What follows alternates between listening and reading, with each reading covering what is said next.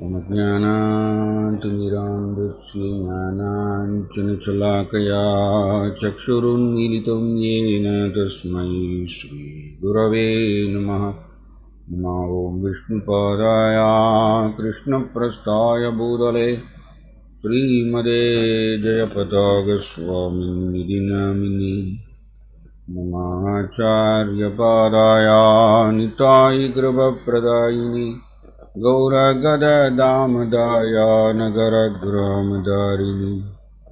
नमो विष्णुपादाय कृष्णप्रस्थाय भूतले श्रीमते भक्तिवेदान्तस्वामिनिधि नामिने। नमस्ते सरस्वती देवे गौरवाणी प्रचारिणे निर्विशेषशून्यवादी पाश्चात्यदेशधारिणे। जय श्री कृष्ण चैतन्य प्रभु नित्यानंदा श्री अद्वैत गदाधर श्रीवासादि गौरभक्तवृंदा। हरे कृष्ण कृष्ण कृष्ण हरे हरे हरे राम राम राम हरे हरे। हरे कृष्ण। once again.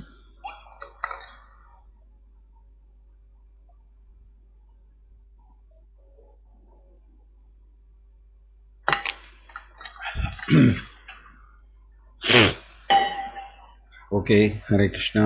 நம்ம இன்னைக்கு பார்க்க போகிறது ஸ்ரீ சைத்தன்ய மகாபிரபுவுடைய ஒரு சில விசேஷமான லீலைகள். அதை நம்ம பார்க்க போகிறோம். ஸ்ரீ சைத்தன்ய மகாபிரபு நம்ம பிரேம புருஷோத்தமான்னு சொல்லுவோம். பிரேம புருஷோத்தமா அவர் தன்னுடைய ஆக்சுவலி இன்னைக்கு பார்த்தீங்கன்னா ஸ்ரீ சைத்தன்ய மகாபிரபு ஜெகநாத் பூரியில் அவருடைய பக்தர்கள் கூட நடந்த விதம் பார்த்தீங்கன்னா தன்னுடைய அந்த பக்தவத்சலா அப்படிங்கிற அந்த ஒரு தன்மையை அவர் பலவாறு வெளிப்படுத்துகின்றார். சைத்தன்ய சரிதாமிரத்தில் சொல்லியிருக்கு, ஸ்ரீ சைத்தன்ய மகாபிரபு ஒவ்வொரு தடவை அவரை பார்ப்பதற்கு அவருடைய பிரியமான பக்தர்கள் நவத்வீபத்திலிருந்து கிளம்பி வருவாங்க ஜெகநாத் பூரிக்கு. அண்ட் சைத்தன்ய மகாபிரபு ஒவ்வொரு பக்தரையும் அவங்களுடைய தெய்வீக குணங்களை சைத்தன்ய மகாபிரபு புகழ்ந்து பேசுவாராம். அப்படி புகழ்ந்து பேசும் பொழுது சைத்தன்ய மகாபிரபு ஒவ்வொரு பக்தரையும் புகழ்ந்து பேசும் பொழுது ஒரு 5 வாயில 5 வாயில பேசுற மாதிரி பேசினார். எப்படின்னா இப்ப 5 வாயில பேசும்போது எவ்வளவு பேசலாம், அந்த மாதிரியா பக்தரை தன்னுடைய பிரியமான பக்தரை புகழும் பொழுது அவ்வளவு உற்சாகத்தோடு அப்படி புகழ்வாரம்மா.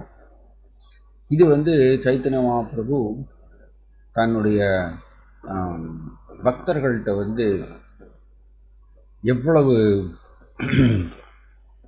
பிரியம் செலுத்தியிருக்காருங்கிறது இதில் நமக்கு தெரிய வருது.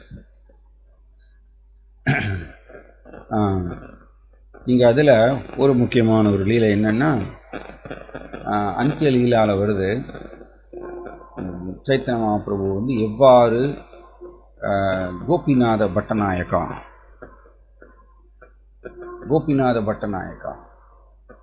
அவரை எவ்வாறு சைத்தன்ய மகாபிரபு தன்னுடைய கருணையினால் அவரை விடுவித்தார் அப்படிங்கிறது ஒரு பெரிய சாப்டர், ரொம்ப அருமையான ஒரு சாப்டர்.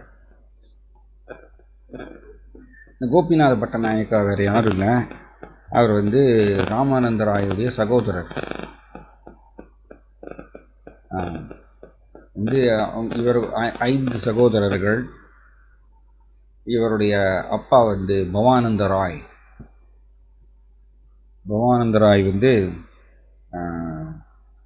கிருஷ்ண லீலால பாண்டு இந்த 5 சகோதரர்கள் வந்து பாண்டவர்கள் அப்படின்னு ஸ்ரீ சைத்தன்ய மகாபிரபுவே வந்து இந்த கோபிநாத பட்டநாயகா அவரை தன்னுடைய கருணையினால் அவரை விடுவிக்கின்றார். அந்த லீலையுடைய கடைசியில் வந்து சைத்தன்ய மகாபிரபுவே தன் வாயால் வந்து இந்த 5 சகோதரர்களையும் அவர் என்ன சொல்றாருன்னா, நீங்க வந்து பாண்டவர்கள்னு சொல்றார். ஸோ ஒரு இது வந்து ராமானந்த ராய் வந்து ஒன் சைடு வந்து நீங்கள் கௌர கணோத்தேச தீபிகாங்கிற சாஸ்திரம், ஸ்ரீல கவிகர்ண பூரா, சிவானந்த சேனாவுடைய மகன் ஸ்ரீ கவிகர்ண பூரா இந்த கௌர கணோத்தேச தீபிகாங்கிற சாஸ்திரத்தை எழுதியிருக்கார். ஸோ ஸ்ரீ சைத்தன்ய மகாபிரபுடைய கருணையை பெற்றவர் இந்த ஸ்ரீ கவிகர்ண பூரா. ஸோ இவர் வந்து இவருக்கு அந்த ஞான திருஷ்டி மாதிரியா அவருக்கு தெரியறது. ஏன்னா எப்படி சொல்லப்பட்டிருக்குன்னா, ஒரு தடவை ஸ்ரீ சைத்தன்ய மகாபிரபு சிவானந்த சேனாவை பார்க்கறதுக்கு அவருடைய வீட்டுக்கு வரும்பொழுது, அப்போ இந்த ஸ்ரீ கவிகர்ண பூரா அவர் வந்து சின்ன குழந்தையா இருந்தாராம். அவர் வந்து சின்ன குழந்தையா இருக்கும் பொழுது அவர் ஸ்ரீ சைத்தன்ய மகாபிரபுடைய தாமரை பாதத்தினுடைய கட்டவரலை வந்து குழந்தையா இருக்கும்பொழுது போய் கட்டவரலை சப்பு வராம. அப்படியாக சைத்தன்ய மகாபிரபுடைய கருணையை பெற்றவர் ஸ்ரீ கவிகர்ண பூரா. அதனால அவருக்கு இந்த ஞானோதயம், இந்த சைத்தன்ய மகாபிரபு கூட இருக்கக்கூடிய அந்யோன்யமான பக்தர்கள் இவர்கள் எல்லோரும் கிருஷ்ணருடைய லீலையில என்ன ரோல் செஞ்சாங்க அப்படிங்கிறது அவருக்கு ஞானோதயம், அது அவருக்கு தெரிஞ்சது. அதனால இந்த சாஸ்திரத்தை எழுதினார். அதான் பார்த்தீங்கன்னா கௌர கண உத்தேச தீபிகான்னா பிரகாசப்படுத்துவது. கௌர கணம் அப்படின்னா சைத்தன்ய மகாபிரபுடைய அந்யோன்யமான பக்தர்கள். அவர்கள் யார் யார் கிருஷ்ணனுடைய லீலையில் அப்படின்னு சொல்லிட்டு ஒரு பெரிய சாஸ்திரம், ரொம்ப பியூட்டிஃபுல் வரும். அதில் தான் வந்து இந்த மாதிரிலாம் சொல்லப்பட்டிருக்கு. தட் இஸ் இந்த மாதிரி வந்து பவானந்த ராய் வந்து கிருஷ்ணனுடைய லீலையில் பாண்டு அண்ட் இந்த 5 சகோதரர்கள் பாண்டவர்கள் அப்படின்னு சொல்லப்பட்டிருக்கு. ஆல்சோ இந்த ஒரு குறிப்பிட்ட அத்தியாயத்தினுடைய கடைசியில் சைத்தன்ய மகாபிரபு பர்சனலாக சொல்கிறார், இவர்கள் வந்து 5 சகோதரர்களும் பாண்டவர்கள் அப்படின்னு சொல்லிட்டு. ஆனால் நீங்கள் வந்து கௌர கணோத்தேச தீபிகாவில் பார்க்கும் பொழுது ராமானந்த ராய் வந்து அவரை வந்து லலிதா சகி அப்படிங்கிறவர்கள் கூட சொல்கிறாங்க. அது இந்த ஒரே இதில் வந்து 2 பர்சனாலிட்டிஸ்லாம் சேர்ந்துருக்காங்க. எப்படி நம்ம வந்து அத்வைத ஆச்சாரியர்னு சொல்லும் பொழுது அத்வைத ஆச்சாரியர் வந்து காம்பினேஷன் மகாவிஷ்ணு மற்றும் சதாசிவா 2 பேருக்குடைய காம்பினேஷன் வந்து அத்வைத ஆச்சாரியர். இதெல்லாம் நமக்கு புரியாது, நம்மளுடைய கட்டுண்ட நிலையில் இருக்கிறதுனால நமக்கு இதெல்லாம் புரியாது. எப்படி 2 பர்சனாலிட்டி ஒரே ரூபத்துக்குள்ளே வராங்க அப்படிங்கிறது நமக்கு தெரியாது. அது வந்து ஸ்ரீ கவிகர்ண பூரா கௌர கணோத்தேச தீபிகாவில் எழுதியிருக்கார். அதை நம்ம ஜஸ்ட் அப்படியே ரிப்பீட் பண்ணுறோம், அவ்வளோதான். அதே மாதிரி தான் இங்கே இவரும் இங்கே லலிதா சகி ராமானந்த ராய் ஆல்சோ அவர் வந்து அர்ஜுனா அப்படின்னு சொல்லி சொல்கிறாங்க. பாண்டவர்களில் அர்ஜுனா அப்படின்னு சொல்கிறாங்க. ஸோ இந்த ராமானந்த ராயுடைய ஒரு பிரதர் தான் கோபிநாத பட்டநாயகா. இந்த பவானந்த ராய் வந்து பவானந்த ராய் மற்றும் இந்த 5 சகோதரர்களும் ராஜா பிரதாபருத்ராவுக்கு வந்து ரொம்ப பிரியமானவர்களாக இருந்தாங்க. இந்த மொத்த ஃபேமிலி, இந்த பவானந்த ராயுடைய ஃபேமிலி வந்து பூரியினுடைய ராஜா பிரதாபருத்ரா அவர்களுக்கு வந்து ரொம்ப பிரியமான ஒரு குடும்பம். அண்ட் பவானந்த ராய் வந்து பல வருடங்களாக இந்த பூரியினுடைய ராஜாவுக்கு வந்து அவர் வந்து சேவை செஞ்சிருக்கார். இப்பொழுது வந்து நீங்கள் பார்த்தீங்கன்னா வாணிநாத ராய், கோபிநாத பட்டநாயக்கா, இவர்கள்லாம் வந்து பிரதாப் ருத்ராவுடைய மேற்பார்வையின் கீழ் அவர்கள் அங்கங்கே ஒவ்வொரு இடத்துல வந்து வரி வசூலிப்பவர்களாக இருந்தாங்க, டாக்ஸ் கலெக்டர்ஸ். ஸோ அப்படி இருக்கும் பொழுது இந்த கோபிநாத பட்டநாயக்கா வந்து இதில் நிறைய பாடங்கள் நமக்கு கிடைக்கும். நம்ம முடிஞ்ச அளவுக்கு இதை கவர் பண்ணுவோம். கோபிநாத பட்டநாயக்கா வந்து இந்த ஒரு குறிப்பிட்ட ஏரியா, அந்த ஏரியாவுக்கு வந்து ஒரு டாக்ஸ் கலெக்டராக இருந்தார். டாக்ஸ் கலெக்ட் பண்ணி கவர்மெண்ட்டுக்கு அது வந்து ஒப்படைக்கணும். இந்த மணி வந்து ரொம்ப ஒரு டேஞ்சர். மணி, பணம் வந்து ரொம்ப கம்ப்ளீட்லி அது வந்து ரஜஸ் நிரம்பியது. பணம் வந்து எப்போவுமே அப்படிதான், ரஜோகுணம் நிரம்பியது. அதனால தான் நம்ம படிக்கிறோம் 11வது காண்டத்தில் ஸ்ரீமத் பாகவதத்தில் பணத்தினால 15 தேவையில்லாத குணங்கள் வரும்னு நம்ம படிக்கிறோம். அவந்தி பிராமணா வந்து இதை பாடுறாரு 11வது காண்டத்தில். அதை கிருஷ்ணா உத்தவருக்கு அதை சொல்கிறார்.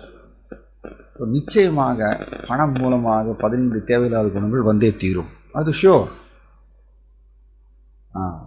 அதில் என்னன்னு பார்த்தீங்கன்னா டிஸ்ட்ரஸ்ட்னு சொல்கிறாரு. டிஸ்ட்ரஸ்ட்னா நம்பிக்கையின்மை.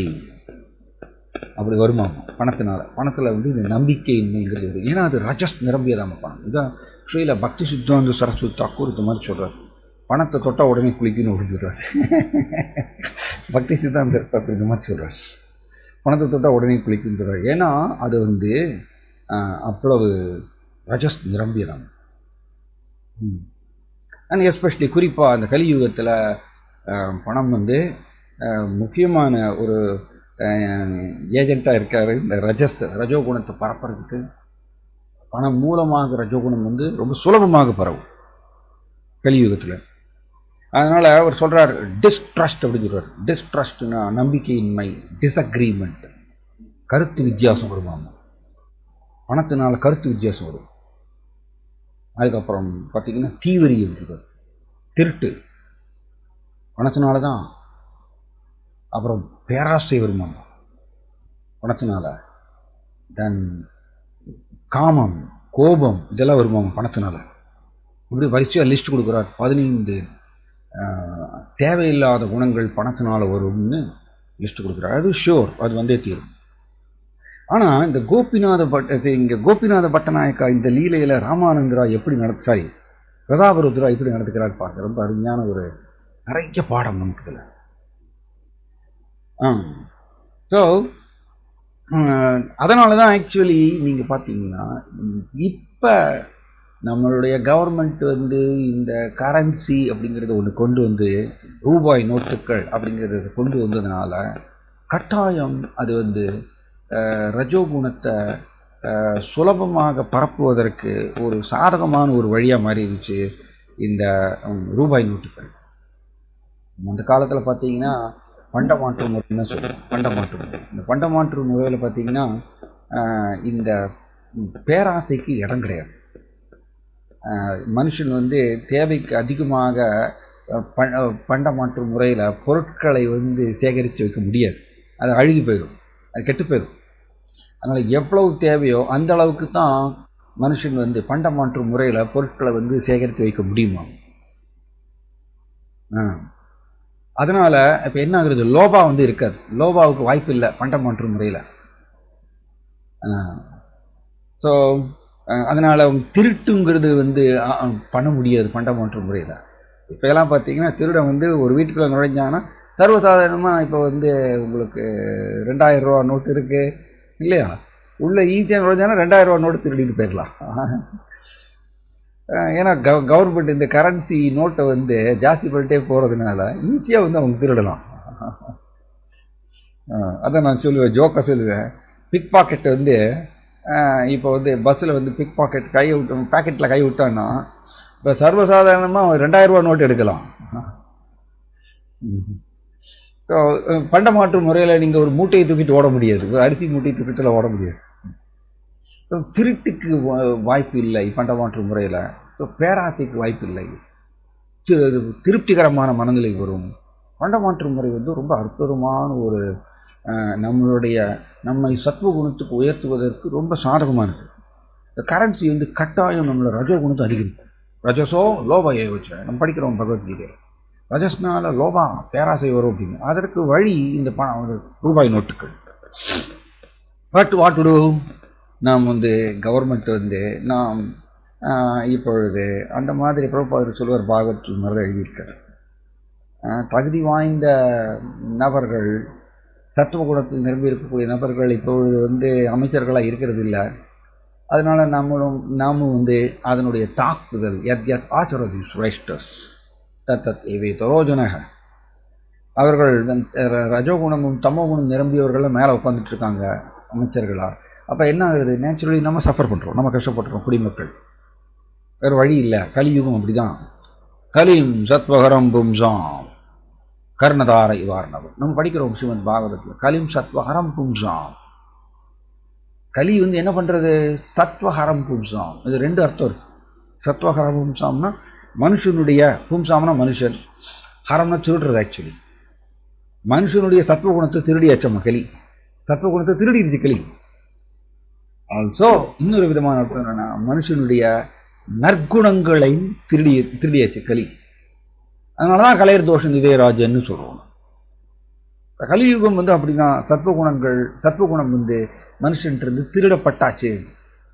அதனால என்ன இருக்கும்? மனுஷன்ட்ட ரஜசும் தமசும் தான் ஜாஸ்தி இருக்கும். அதனாலதான் இருக்கக்கூடிய சூழ்நிலை ரஜசும் தமசும் நிரம்பிய ஒரு சூழ்நிலை எப்படி இருக்கும்? முக்கியந்தி ஏன முக்கியந்தி கந்தவக முக்கியந்தி ஒரே குழப்பம்தான். குழப்பம், மன உளைச்சல் இப்படிதான் இருக்கும். அதனாலதான் புத்திசாலியான பக்தர் இந்த சூழ்நிலையை புரிந்து கொண்டு பெட்டர் சீக்கிரம் கிருஷ்ணாட்ட போகணும், கிருஷ்ணாட்ட திரும்பி போகணும் அப்படிங்கிற ஏக்கத்தை அதிகரித்துக் கொள்ள வேண்டும். ஏன்னா கலி வந்து பரவலாக எல்லா இடத்துலையும் நிரம்பி இருக்கார். அதை யார் மாற்ற முடியும்? கலிக்கு அந்த அதிகாரம் கொடுத்திருக்கார். ஸோ அந்த மாதிரி சூழ்நிலையில நமக்கு பாதுகாப்பு என்னன்னா, அஸ்திக் ஏகோ மகான் குணம். அஸ்திக் ஏகோ மகான் குணம். ஒரே ஒரு நல்ல குணம் தான் இருக்கு. அது எங்க? மனுஷன்ட்ட கிடையாது. நல்ல குணம் மனுஷன்ட்ட கிடையாது. எங்க? ஒலினே கிருஷ்ணனுடைய நாமம். கிருஷ்ணனுடைய நாமத்தில் மட்டும்தான் எல்லா நற்குணங்களும் நிரம்பி இருக்கின்றது. அதனால மனுஷன் எந்த அளவுக்கு கிருஷ்ணனுடைய நாமத்தை தொடர்பு கொள்கின்றாரோ அந்த அளவுக்கு இந்த ரஜசும் தமசும் கலியுகத்தில் மனுஷன் அதில் அந்த தாக்குதலிருந்து விடுபட முடியும், எந்த அளவுக்கு ஒரு நாமத்தை தொடர்பு கொள்கின்றாரோ. Okay, right. இங்க கோபிநாத பட்டநாயக்கா இப்படி 500 வருஷங்களுக்கு முன்னாடியே பாருங்க எப்படி. அப்ப 500 வருஷம் கழிச்சு நம்ம வாழ்ந்துட்டு இருக்கோம். அப்ப இன்னும் கலி எந்த அளவுக்கு லூட்டி அடிச்சிருப்பாரு இல்லையா? அது கலிபுருஷனுடைய தாக்குதல் இன்னும் வேகமா இருக்கும். 500 வருஷத்துக்கு அப்புறம் நம்ம வாழ்ந்துட்டு இருக்கோம். இது 500 வருஷத்துக்கு முன்னாடி நடந்தது. கோபிநாத பட்டநாயக்கா இந்த மாதிரி டாக்ஸ் எல்லாம் கலெக்ட் பண்ணி ராஜா பிரதாபருத்ராவுக்கு வந்து ஒப்படைக்கும் பொழுது அவர் என்ன பண்றாரு? 2 லட்சம் காகனாஸுங்கிறது வந்து ஒரு மெஷர்மெண்ட், ஒரு அளவு. இப்போ எப்படி நம்ம வந்து ரூபாய் அப்படின்னு சொல்றோம் இல்லையா? 10 ரூபாய் 20 ரூபாய் அப்படின்னு சொல்றோம். ரூபாய்க்கு வந்து ஒரு அளவா இருக்கிறதுனால அளவா இருக்கு மெஷர் பண்றதுக்கு. அந்த மாதிரியே அந்த காலத்துல வந்து காகனாஸ் ஒரு அளவு. காகனாஸ் நம்ம வந்து நம்மளோட அப்பா அம்மா கூட சொல்லியிருப்பாங்க, வந்து அண்ணான்னு சொல்லுவோம். 8 அணா 4 அணா காலணா அப்படின்னு சொல்லிட்டு நம்ம வந்து அப்பா அம்மா வந்து சொல்லியிருப்பாங்க. அந்த மாதிரியே அவ்வளோ வேல்யூ இருந்தது. இப்போ அதெல்லாம் போயிடுச்சு. ஸோ இந்த மாதிரியே இங்கே சைத்தன்ய மகாபிரபு காலத்தில் இந்த மாதிரி காகனான்னு சொல்லுவோம். ஸோ 2 லட்சம் காகனாஸ் வந்து கோபிநாத பட்டநாயக்கா ராஜா பிரதாபருத்ராவுக்கு வந்து இதை ஒப்படைக்கும் பொழுது அதில் 2 லட்சம் காகனாஸை வந்து சாப்பிட்றாரு. Important point. நம்ம வந்து படிக்கிறோம் பகவத்கீதையில சமலோஷ்டிராஸ்ம காஞ்சனக. தூய பக்தர் எப்படிப்பட்டவர்? தூய பக்தர் வந்து காஞ்சனகன தங்கம் மற்றும் கல் ரெண்டுத்தையும் சமலோஷ்டிராஸ்ம காஞ்சனக. தூய பக்தர் வந்து தங்கத்தையும் கல்லையும் சமமாக கருதுவார். இப்படிதான் பகவத்கீதையில நம்ம படிக்கிறோம். அண்ட் நம்ம வந்து ஸ்ரீல சனாதன கோஸ்வாமி வந்து எப்படி நம்ம படிக்கிறோம் இல்லையா, அவர் வந்து தொட்டால் பொன்னாகும் கல் அப்படின்னு, சிந்தாமணி கல், அதை வந்து குப்பை தொட்டியில் போட்டு வச்சிருந்தாருமா ஸ்ரீல சனாதன கோஸ்வாமி. ஏன்னா அவரு வந்து அதை வேல்யூ, முக்கியத்துவம் வந்து அதற்கு கொடுக்கல, கிருஷ்ணனுடைய நாமத்துக்கும் சைத்தன்ய மகாபிரபுவுடைய தொடர்புக்கும் முக்கியத்துவம் கொடுத்தார் ஸ்ரீல சனாதன கோஸ்வாமி. அதனால இந்த தொட்டால் பொன்னாகும் கல், சிந்தாமணி டச் ஸ்டோன் சொல்லுவோம், சிந்தாமணி கல், அதை வந்து குப்பை தொட்டியில் போட்டு வச்சிருந்தார் அவர். இதுதான் சமலோஷ்டிராஸ்ம காஞ்சனக, தங்கத்தையும் கல்லையும் சமமாக கருதுபவர் அவர். இது very important, very very important. அதாவது ஒரு பக்தர் வந்து பக்தியை சுவைக்கும் பொழுது, ஒன்ஸ் அவருடைய ஹிருதயத்தில் பக்தி உதயம் ஆயிடுச்சுன்னா, அவருக்கு வந்து இந்த ஜட ரீதியான கவர்ச்சிகள் வந்து துச்சமாயிருமா. ஜட ரீதியான கவர்ச்சிகள் அவருக்கு பெருசா தெரியாது. பதவி, புகழ், செல்வம், செல்வாக்கு, பணம், இது எல்லாமே வந்து அவருக்கு பெருசா தெரியாது. ஏன்னா ஜீவாத்மா வந்து இந்த உயர்தர சுவை, கிருஷ்ணர் கூட இருக்கக்கூடிய உறவில் அந்த பக்தியில் அவர்கள் ஆழ்ந்திருக்கும் பொழுது, அந்த உயர்தர சுவையை அவர்கள் சுவைக்கும் பொழுது, இந்த தாழ்ந்த சுவையாகிய இந்த பணம், செல்வாக்கு, பதவி, புகழ் இதெல்லாமே வந்து அவங்களுக்கு அது துச்சமாகப்படுவாங்க. நமக்கு ஏன் வந்து இந்த பணமோ புகழெல்லாம் நம்ம வந்து புகழ்னா ஈஸியாக எல்லாரும் மயங்கிடுவாங்க, புகழுக்கு மயங்காத யாருமே கிடையாது சொல்லுவாங்க இல்லையா. அந்த மாதிரியா ஏன் நம்மளுக்கு இந்த பணம், புகழ், பதவி இதெல்லாம் நம்மளுக்கு கவர்ச்சியா இருக்கு? காரணம், நம் ஹிருதயத்தில் இன்னும் பக்தி உதயமாகவில்லை, பக்தியை சுவைக்கவில்லை நாம். அதனாலதான் இது நம்மளுக்கு தாழ்ந்து சுவை போக மாட்டேங்குது. பட் சனாதன கோஸ்வாமி போன்ற பக்தர்கள் அதை தூக்கி போட்டிருந்தாங்க ஓரமா. அதனாலதான் கிருஷ்ணா தூய பக்தர் வந்து கல்லையும் தங்கத்தையும் சமமாக கருதுவார். அவருக்கு வந்து கிருஷ்ணர் கூட இருக்கக்கூடிய உறவு தான் அவருக்கு பொக்கிஷம். அதுலதான் அவர் வந்து சுவைக்கிறார். அதனால தங்கம் வந்து வெரி வெரி இம்பார்ட்டன்ட். ஏன்னா ஒரு தூய கிருஷ்ண பக்தர் வந்து நிஷ்டா ஸ்டேஜை தாண்டி தானே போறார். நம்ம வந்து பக்தியினுடைய 9 நிலைகள்ல நிஷ்டாங்கிற ஸ்டேஜ், அதை தாண்டி அதுக்கப்புறம்தான் ஒரு தூய பக்தர் வந்து ருச்சி, கிருஷ்ணர் மேல டேஸ்ட், அப்புறம் ஆசக்தி, கிருஷ்ணர் மேல அளவு கடந்த பற்று, அதுக்கப்புறம் வந்து பாவா, அப்புறம் பிரேமா, இதெல்லாம் சுவைக்கிறார் இல்லையா ஒரு பக்தர். அது பேர் அனூகான்னு சொல்றோம், ருச்சியின் ஆசக்தி. இத நிஷ்டாங்கிற ஸ்டேஜை தாண்டினதுக்கு அப்புறம் தான் இந்த ருச்சி ஆசக்தியை வந்து ஒரு பக்தர் சுவைக்கிறதுனால அதனால அவர் வந்து நிஷ்டாங்கிறது என்னன்னா ஆக்சுவலி ஸ்ட்ரிக்ட்லி டெக்னிக்கலா பார்த்தோம்னா அது பிரம்மபூத நிலை தான், பிரம்மபூத நிலை. அதனாலதான் அவருக்கு வந்து இந்த கவர்ச்சி இருக்காது, ஜட கவர்ச்சி இருக்காது. உடல்ங்கிற கண்ணோட்டத்திலிருந்து விடுபட்டவர் இந்த தூய பக்தர் நிஷ்டாங்கிற ஸ்டேஜ். அதனாலதான் பிரபுபாதர் சொல்றார், actual devotional service begins after liberation அப்படின்னு சொல்றார். தூய பக்தி தொண்டு முக்திக்கு அப்புறம் தான் தொடங்குறதுன்னு சொல்றார் பிரபுபாதர் 9வது அத்தியாயத்துல பகவத்கீதையில இந்த மாதிரி சொல்றார். முக்திக்கு அப்புறம் தான் ஆக்சுவலி தூய பக்தி தொண்டு தொடங்குகின்றது. அது என்னது அப்படின்னா நிஷ்டா. ஸோ நிஷ்டாவுக்கு அப்புறம் தான் ஆக்சுவலி பக்தர் வந்து சுவைக்கக்கூடிய ருச்சி ஆசக்தி, அதுக்கு பேர் தான் பக்தி. ஆக்சுவலி பக்தி நாம இப்ப பண்றது வந்து பஜன கிரியா தான், பக்தியுடைய பயிற்சி, எலிமெண்ட்ஸ் ஆஃப் பக்தின்னு சொல்லுவோம். பக்தியுடைய அங்கங்களை பயிற்சி செய்கின்றோம், அவ்வளவுதான். நாம் பக்தியை தொடவில்லை. பக்திங்கிறது நிஷ்டாவுக்கு அப்புறம் தான். ஸோ அப்ப நிஷ்டாங்கிறது வந்து இந்த உடல் கண்ணோட்டத்திலிருந்து விடுபட்ட நிலை. அதனால அவர்களுக்கு தங்கம் அவருக்கு கவர்ச்சியா இருக்க முடியாது. தங்கமோ ஜட உலகத்திற்கு வேற ஐஸ்வர்யங்கள் எதுவுமே அவருக்கு கவர்ச்சியா இருக்க முடியாது டெக்னிக்கலி இதை பார்க்கும்பொழுது. அப்ப நமக்கு இன்னும் தங்கம் மேல கவர்ச்சி இருக்கு, பணம் மேல கவர்ச்சி இருக்குன்னா நாம் இன்னும் நிஷ்டா ஸ்டேஜ் தாண்டல. ஸோ அதற்கு வழி என்ன? நாம் மோர் பஜனக்கிரியா ஜாஸ்தி பண்ணிட்டே போகணும். ஏன்னா பஜனக்கிரியாவுடைய பலத்தினால்தான் அனர்த்த நிவர்த்தி போகிறது, தென் நிஷ்டா ஸ்டேஜை போறோம் நம்ம.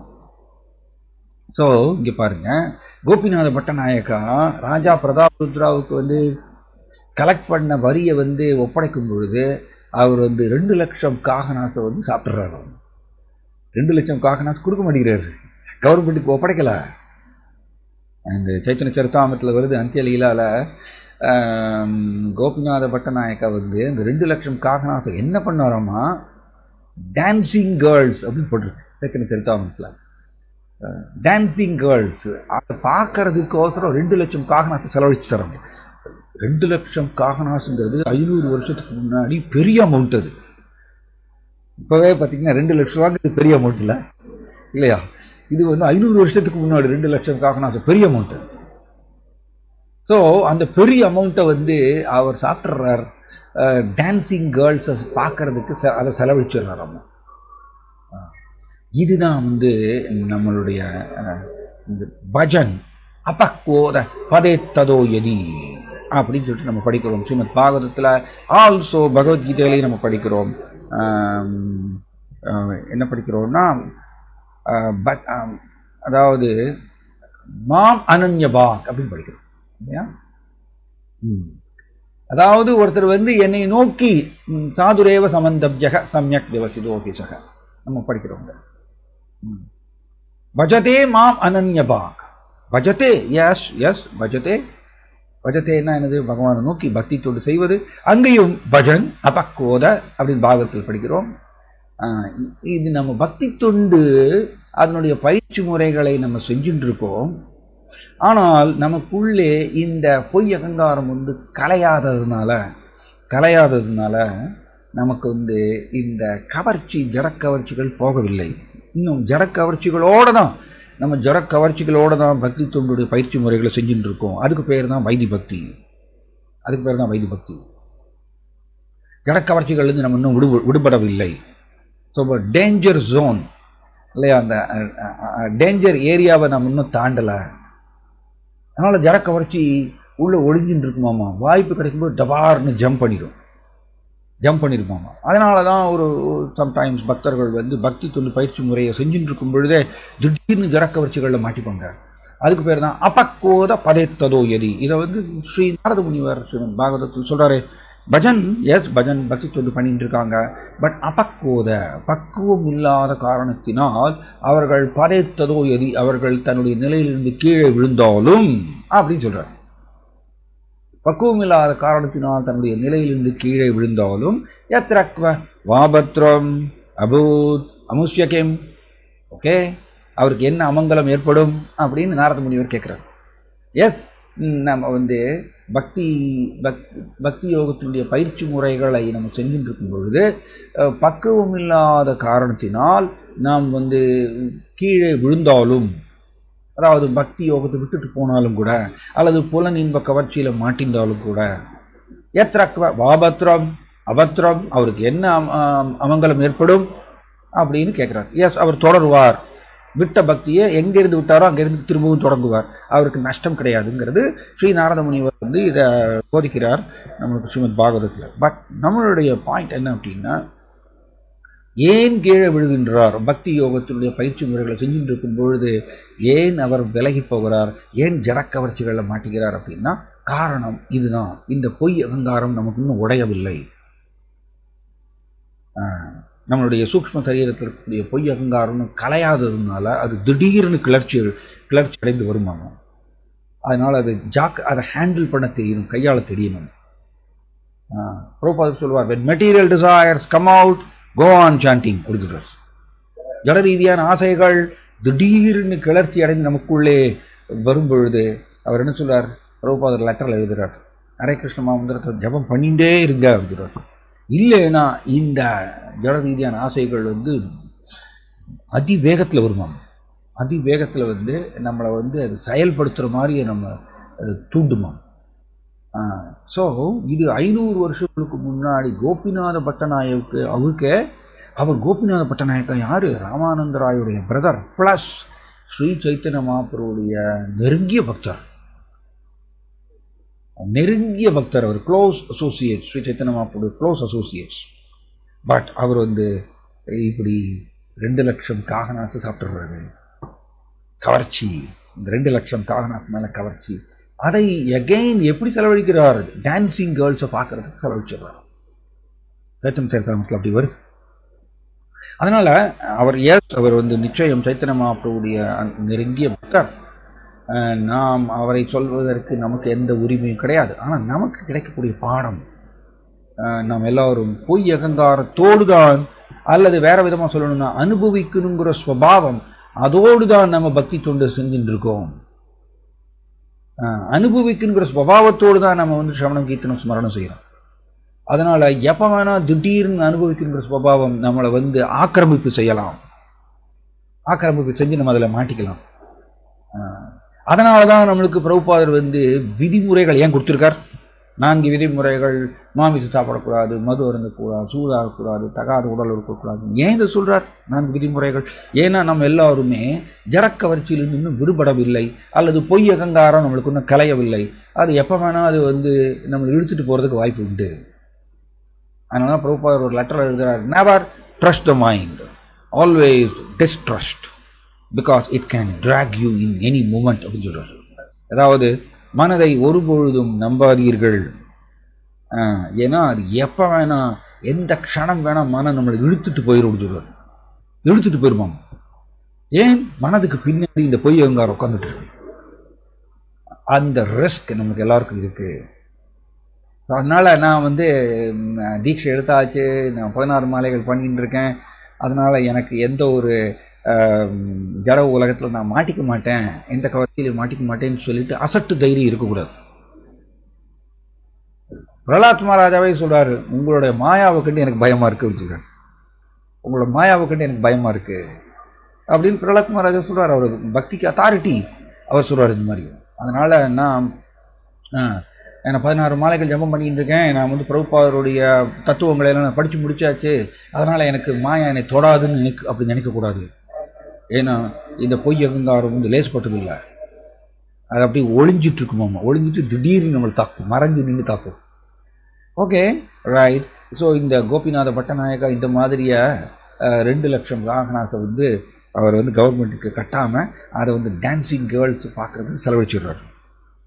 ஸோ ஒரு நாள் சைத்தன்ய மகாபிரபுட்ட வந்து அவருடைய நெருங்கிய பக்தர்கள் கோவிந்தா, தென் சார்வபௌம பட்டாச்சாரியா, இவர்கள்லாம் வந்து ஓடி வராங்களாமா. ஓடி வந்து சைத்தன்ய மகாபிரபு சொல்றாங்க, ஓ மகாபிரபு, உங்களுடைய பிரியமான பக்தராகிய கோபிநாத பட்டநாயகா இப்ப அவரை வந்து கழு மரத்துல வந்து அவரை போட்டு அவரை கொல்றதுக்கு ஆணையிட்டுட்டார் ராஜா, பூரியினுடைய ராஜா அவரை கழு மரத்துல போட்டு அவரை கொல்றதுக்கு ஆணையிட்டாச்சு. உங்களுடைய பிரியமான பக்தர், தயவு செய்து நீங்க தான் அவரை காப்பாற்றணும்னு சொல்லிட்டு ஒரு நாள் சைத்தன்ய மகாபிரபுடைய அந்யோன்யமான பக்தர்கள் ஓடி வந்து சைத்தன்ய மகாபிரபு வந்து சொல்றாங்களாம். சைத்தன்ய மகாபிரபு கேட்கிறார், அவர் என்ன பண்ணார் அப்படின்னு கேட்கிறார், அமைதியா கேட்கிறார். அவங்க அங்க வந்து இவருடைய பிரியமான பக்தர் சாங்கான்னு சொல்லுவாங்க. சாங்கான்னா கழுமரம். அது எப்படின்னா ஒரு பிளாட்ஃபார்ம் இருக்கும், ஒரு பிளாட்ஃபார்ம், அந்த பிளாட்ஃபார்முக்கு கீழே வந்து கூரிய வாள்கள் இருக்கும். வாள், கூரிய வாள் வந்து செட் பண்ணிருப்பாங்களாம், நிறைய கூரிய வாள், ஒரு 10-15 கூரிய வாள் அந்த மாதிரி செட் பண்ணிருப்பாங்களாமா பிளாட்ஃபார்முக்கு அடியில். அண்ட் இவங்க என்ன பண்ணுவாங்கன்னா அந்த பிளாட்ஃபார்மை வந்து இழுத்துருவாங்களாமா. இவர் நின்றுட்டு இருக்கும் பொழுதே அந்த பிளாட்ஃபார்மை இழுத்துருவாங்க. இழுத்துட்டாங்கன்னா இவர் டபார்னு அப்படியே அந்த கூரிய வாள் மேலே விழணும். விழுந்தாருன்னா இவருடைய உடம்பு வந்து பீஸ் பீஸாக அப்படியே அந்த வாள் வந்து கட் பண்ணிடும். அதுக்கு பேர் வந்து இந்த கேபிட்டல் பனிஷ்மெண்ட், அது சாங்கா அப்படின்னு சொல்லுவோம். நம்ம எப்படி நம்ம மரண தண்டனை அப்படின்னு சொல்கிறோங்க, அந்த மாதிரி இது இதை வந்து ராஜா ஆணையிட்டார்னு சொல்லிட்டு இவருக்கு கோபிநாத பட்டநாயகருக்கு இந்த மாதிரி ஒரு சாங்கா பனிஷ்மெண்ட் கொடுத்துட்டாங்கன்னு பக்தர்கள் ஓடி வந்து சொல்கிறாங்க. சாங்கா வந்து போட போகிறாங்க, சாங்காவில் அவரை வந்து கழு மரத்தில் அவரை ஏற்ற போகிறாங்க, சாங்கா பனிஷ்மெண்ட் கொடுக்க போகிறாங்க, தயவு செய்து நீங்கள் அவரை காப்பாற்றணும்னு சொல்லி எல்லா பக்தர்களும் ஓடி வந்து சைத்தன்ய மகாபிரபு வந்து கேட்குறாங்க. சைத்தன்ய மகாபிரபு கேட்குறார், அவர் என்ன பண்ணார் அப்படின்னு கேட்குறார். தென் பக்தர்கள்லாம் சொல்கிறாங்க, இந்த மாதிரியே அவர் வந்து கவர்மெண்ட்டுக்கு கட்ட வேண்டிய வரி பணத்தில் வந்து 2 லட்சம் காகனாஸை வந்து சாப்பிட்டுட்டாரு, அவர் வந்து அதை டான்சிங் கேர்ள்ஸை வந்து பார்க்கறதுக்கு செலவழிச்சிட்டாரு. தென் சைத்தன்ய மகாபிரபு கோவம் வருது, அவர் எதுக்கு இது மாதிரி பண்ணார், கவர்மெண்ட்டுடைய பணத்தை வந்து எதற்கு அவர் வந்து இப்படி மிஸ்யூஸ் பண்ணார் அண்ட் அப்படி சொல்லிட்டு அவர் சொல்றார், இதுக்கு நான் என்ன பண்ண முடியும், நானும் ஒரு சன்னியாசி, நான் போய் வந்து ராஜாட்ட போய் நான் வந்து பிக்ஷை கேட்க முடியுமா? 2 லட்சம் காகனா சேர்ந்து பிக்ஷை கொடுங்க, என்னுடைய பக்தரை நான் காப்பாற்றணும், அதனால அப்படின்னு சொல்லி நான் போய் ராஜாட்ட போய் பிக்ஷை கேட்க முடியுமா? 2 லட்சம் காகனாஸ் கொடுங்கன்னு. நான் ஒரு சன்னியாசி, நான் எப்படி இதை செய்ய முடியும்? நான் இந்த அரசாங்க விவகாரத்தில் நான் தலையிட முடியாது. Important point. நாம் வந்து அப்புறம் சொல்லுவார்னா, சன்னியாசி அப்படின்னா அவர் சிவில் டெட் அப்படிச்சுடுவார். அதாவது அவர் இந்த மக்கள் தொகையிலிருந்து எடுக்கப்பட்டாச்சு, எடுக்கப்பட்டாச்சு. அவர் இந்த மாதிரி ஜட ரீதியான விவகாரங்கள் எல்லாம் தலையிடக்கூடாது. நமக்கு சைத்தன்ய மகாபிரபு டீச் பண்றாரு தன்னுடைய நடத்தை மூலமாக. ஸோ யாருமே இதை வந்து எங்கிட்ட வந்து பேசாதீங்க, இந்த அரசாங்க விவகாரத்துல எல்லாம் நான் தலையிட மாட்டேன். பக்தர்கள் அவங்களால தாங்க முடியல, எப்படி கோபிநாத பட்டநாயக்காவை இழக்க முடியும்? அவர் ரொம்ப பிரியமான பக்தர். பட் கொஞ்சம் கொஞ்சமா மற்ற மூத்த பக்தர்கள்லாம் வந்து பேசுறாங்க, அத்வைதாச்சாரியர் அவங்களாம் வந்து பேசுறாங்க, கோபிநாத பட்டநாயக்காவை காப்பாற்றணும். சைத்தன்ய மகாபிரபு சொல்றாரு, இப்படி யாராவது திரும்ப திரும்ப இந்த மாதிரி அரசாங்க விவகாரங்கள் எல்லாம் எங்கிட்ட வந்து நீங்க போட்டுட்டு இருந்தீங்கன்னா, நான் வந்து இதை வந்து நான் காதல கேட்கறதுக்கு நான் விரும்பவில்லை. நான் இங்கே இருந்து கிளம்பி நான் வந்து ஆளார்நாத் போயிடுறேன், நான் இங்கே இருக்க மாட்டேன். இப்படி வந்து அடிக்கடி ஜட ரீதியான விஷயங்களை எல்லாம் என் காதல போட்டு என்னை தொந்தரவு படுத்துறீங்கன்னா நான் இங்கே இருக்க மாட்டேன், நான் ஆளார்நாத் போறேன் அப்படின்னு சொல்றாரு. சொன்ன உடனே பக்தர்கள்லாம் பயந்து போயிடுறாங்க. சைத்தன்ய மகாபிரபு இங்கே இருந்து கிளம்பி போயிடுவார், ஆளார்நாத் போயிட்டாருன்னா அவருடைய தொடர்பு உங்களுக்கு கிடைக்காதுன்னு சொல்லிட்டு அமைதியாக இருக்காங்க பக்தர்கள். ஸோ ஒரு தடவை இப்படி ஒவ்வொரு தடவையா பக்தர்கள் குரூப்பா வந்து சொல்றாங்க சைத்தன்ய மகாபிரபுட்ட, அவரை நீங்க காப்பாற்றணும். சைத்தன்ய மகாபிரபு ஒரு தடவை கேட்கிறாராமா, இப்ப கோபிநாத பட்டநாயக்கா சாங்கா அடியில நிக்க வச்சிருக்காங்க, அவர் என்ன பண்ணிட்டு இருக்கார் அப்படின்னு கேட்கிறாராமா. தன் பக்தர்கள் சொல்றாங்க, கோபிநாத பட்டநாயக்கா சாங்கா, கழுமரம் சொல்லுவோம் நம்ம பாஷையில கழுமரம், இந்த சாங்கா அதுக்கு அடியில நின்றுட்டு அவர் வந்து ஹரே கிருஷ்ண ஜபம் பண்ணிட்டு இருக்காரு அப்படின்னு. இதுதான் எஸ், அவர் வந்து தவறு பண்ணாலும் க்ஷிப்ரம் பவதி தர்மாத்மா தஸ்வச்சாந்தியம் நிகச்சதி கௌந்தேய பிரதிஜானிஹி மே பக்த புனஷ்யதி. கிருஷ்ணருடைய பக்தர் ஒருபோதும் வீண் போவதில்லை. எஸ், இந்த பிரபுபாதர் இதை எழுதுறாரு. ஆக்சுவலி நீங்க அபிஜேத் சுத்ராஜாரோ பஜதே மாமனன்ய அந்த ஸ்லோகத்துல பிரபுபாதர் எழுதுறாரு, நம்மளுடைய தொடர்பு இந்த ஜட உலகத்துக்கு கூட நம்மளுடைய தொடர்பு வந்து கோடிக்கணக்கான ஜென்மங்கள் இருந்ததுனால அது வந்து ரொம்ப ஹெவியம், மெட்டீரியல் கண்டென்ட் சொல்லுவோம், அதனுடைய தாக்குதல் நமக்குள்ள வந்து ரொம்ப ஹெவியம். அதனால திடீர்னு அது வந்து மாட்டிப்போம். அப்படியே மாட்டினாலும் கூட அவர் வந்து கிருஷ்ணருடைய பக்தி தொண்டுல ஈடுபட்டு இருக்கிறதுனால திரும்பவும் சீக்கிரமாவே அந்த பாவச் செயலிலிருந்து விடுபடுவார் அப்படின்னு எழுதுறார். ஸோ இவர் வந்து எஸ், அந்த மொமெண்டரின்னு சொல்லுவோம், இந்த மொமெண்டரி அர்ஜ், அந்த உரிய நேரத்துல வந்து ரஜஸ் அண்ட் தமஸ் வந்து நம்மளுடைய அறிவு எல்லாத்தையும் மறைச்சு அப்படியே இழுத்துட்டு போகும். அப்போ அந்த டைம்ல வந்து தவறு செய்யறாங்க. ஸோ ஃபால் டவுன் அப்படின்னு சொல்றது வந்து சென்சுவஸ் ஃபால் டவுன் சொல்லுவோம், இன்னொன்று வந்து பிலாசபிக்கல் ஃபால் டவுன், அதாவது தத்துவ ரீதியாக விலகல் இல்லைன்னா புலன் இன்பம் ரீதியாக விலகிறது. இந்த ரெண்டு விதமாக ஒருத்தர் வந்து விலகலாம். பொய் அகங்காரத்துடைய வேலைப்பாடு இப்படி தான், செயல்பாடு இப்படி. ஸோ ஆனாலும் அவர் வந்து தவறு பண்ணிட்டார். பட் சாங்கா அடியில் வந்துட்டு கோபிநாத பட்டநாயக்கா ஸ்ரீ சைத்தன்ய மகாபிரபுடைய தாமரை பாதங்களை மனசுல நினைச்சிட்டு ஹரே கிருஷ்ண ஜபம் பண்ணிட்டு இருக்காரு. ஸோ பக்தர்கள்லாம் சொல்றாங்க, மகாபிரபு அவர் வந்து ஹரே கிருஷ்ண ஜபம் பண்ணிட்டு இருக்கார் சாங்கா கழுமரத்தடியில் உட்கார்ந்துட்டு.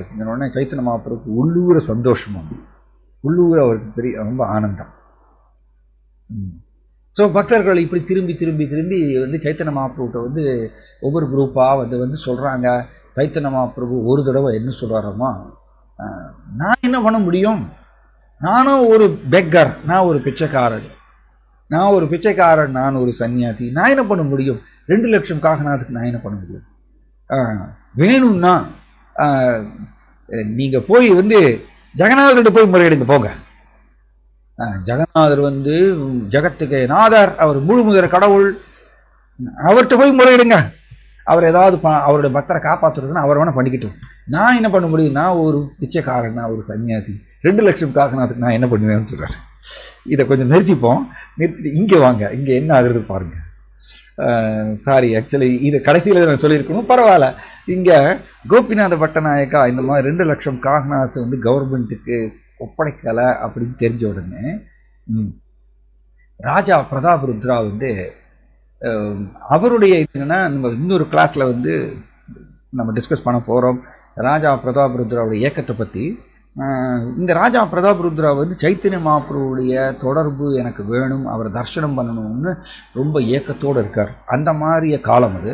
அந்த டைமில் அவர் அப்படி இருக்கும் பொழுது ராஜா பிரதாபருத்ராவுக்கு இந்த மாதிரிய நியூஸ் வருது. யாருன்னா அவருடைய மூத்த மகன் படஜானான்னு சொல்லிட்டு பிரதாபருத்ராவுடைய மூத்த மகன் இளவரசன். அவர் வந்து ராஜாட்ட வந்து கம்ப்ளைண்ட் பண்ணுறாரு, இந்த மாதிரி கோபிநாத பட்டநாயக்கா 2 லட்சம் காகனாஸ் வந்து சாப்பிட்டார் அப்படி கவர்மெண்ட்டுக்கு கொடுக்காம. தென் ராஜா பிரதாபருத்ரா என்ன சொல்கிறாராமா, சரி எப்படியாவது அவர்கிட்ட அந்த 2 லட்சம் காகனாஸை வந்து நீ வசூல் பண்ணு, அதுக்கு உண்டான அதிகாரம் உனக்கு நான் கொடுக்குறேன். எப்படியாவது 2 லட்சம் காகனாஸாக அவர்கிட்ட வசூல் பண்ணணும், அதுக்கு உண்டான அதிகாரம் உங்கள்கிட்ட நான் கொடுக்குறேன், நீ அதை பண்ணு அப்படின்னு தன்னுடைய இளவரசன் தன்னுடைய மகன்கிட்ட சொல்லிடுறார். ஸோ படஜானா வரார். படஜானா வந்து கோபிநாத பட்டநாயக்கிட்ட வந்து கேட்குறாரு, எப்படி 2 லட்சம் காகனாஸை நீ செட்டில் பண்ண போற அப்படின்னு கேட்குறாரு. தென் இவர் என்ன சொல்றாருன்னா, ஹம்பிள் ஆயிட்டார், பணிவாயிட்டார். தவறு பண்ணிட்டோம், எஸ், பணத்தை வந்து கவர்மெண்டோடைய பணத்தை மிஸ்யூஸ் பண்ணி டான்ஸிங் கேர்ள்ஸை பார்க்கறதுக்கு செலவழிச்சிட்டார். வருந்துறார் இப்போ, ஏன்னா அவர் பக்தர், வருந்துறார். இப்போ என்ன சொல்றாருன்னா, எஸ் நான் தவறு பண்ணிட்டேன், கவர்மெண்டோடைய பணத்தை நான் வந்து ஒப்படைச்சிடுறேன், எப்படியாவது எனக்கு கொஞ்சம் டைம் கொடுங்க, எங்கிட்ட வந்து கொஞ்சம் ராயல் ஹார்சஸ், அதாவது அரசருக்கு உண்டான அந்த குதிரைகள் சொல்லுவோம் இல்லையா, அரசாங்கத்தில் இருக்கக்கூடிய குதிரைகள், அரசாங்கத்தில் இருக்கக்கூடிய குதிரைகள் ஒரு சில விலை உயர்ந்த குதிரைகள் நான் வச்சிருக்கேன். இப்போதைக்கு நீங்க என்ன பண்ணுங்க, எங்கிட்ட இருக்கக்கூடிய விலை உயர்ந்த குதிரைகளை நீங்க வந்து மதிப்பீடு செய்து அதை வந்து நீங்க இந்த 2 லட்சம் காகனாஸு எவ்வளவு செட்டில் பண்ண முடியுமோ அந்த அளவுக்கு இது நீங்க எடுத்துக்கோங்க, மீதியை வந்து நான் கொஞ்சம் கொஞ்சமா கொடுத்து நான் செட்டில் பண்ணிடுறேன், கவர்மெண்ட்டுடைய அந்த பணத்தை நான் ஏமாற்ற மாட்டேன் அப்படின்னு சொல்றாரு. ஸோ ராஜா பிரதாபருத்ரா என்ன பண்றாரு, தன்னுடைய படஜானாவை அனுப்புறாரு. படஜானா வந்து இந்த மாதிரி குதிரைகளை வந்து அதனுடைய மதிப்பீடு செய்வது வந்து அதுக்கு ரொம்ப எக்ஸ்பர்ட் ஆகும். படஜானா அரசாங்க குதிரைகளுக்கு மதிப்பீடு செய்வதில் ரொம்ப எக்ஸ்பர்ட் அவர். அதனால படஜானா வராரு. படஜானா வந்து இங்க வராரு. இவர் கோபிநாத பட்டநாயக்கா தன்னுடைய அரசாங்க குதிரைகள், அதாவது ராயல் ஹார்சஸ், அரசருக்கு ஈடான அந்த குதிரைகளை வச்சிருந்தாராம், ஒரு சில குதிரைகள். ஸோ அந்த குதிரைகளை ஒன்ஸ் அகைன் நான் வந்து ஒரே ஒரு நிமிஷம், ஒரு செகண்ட்,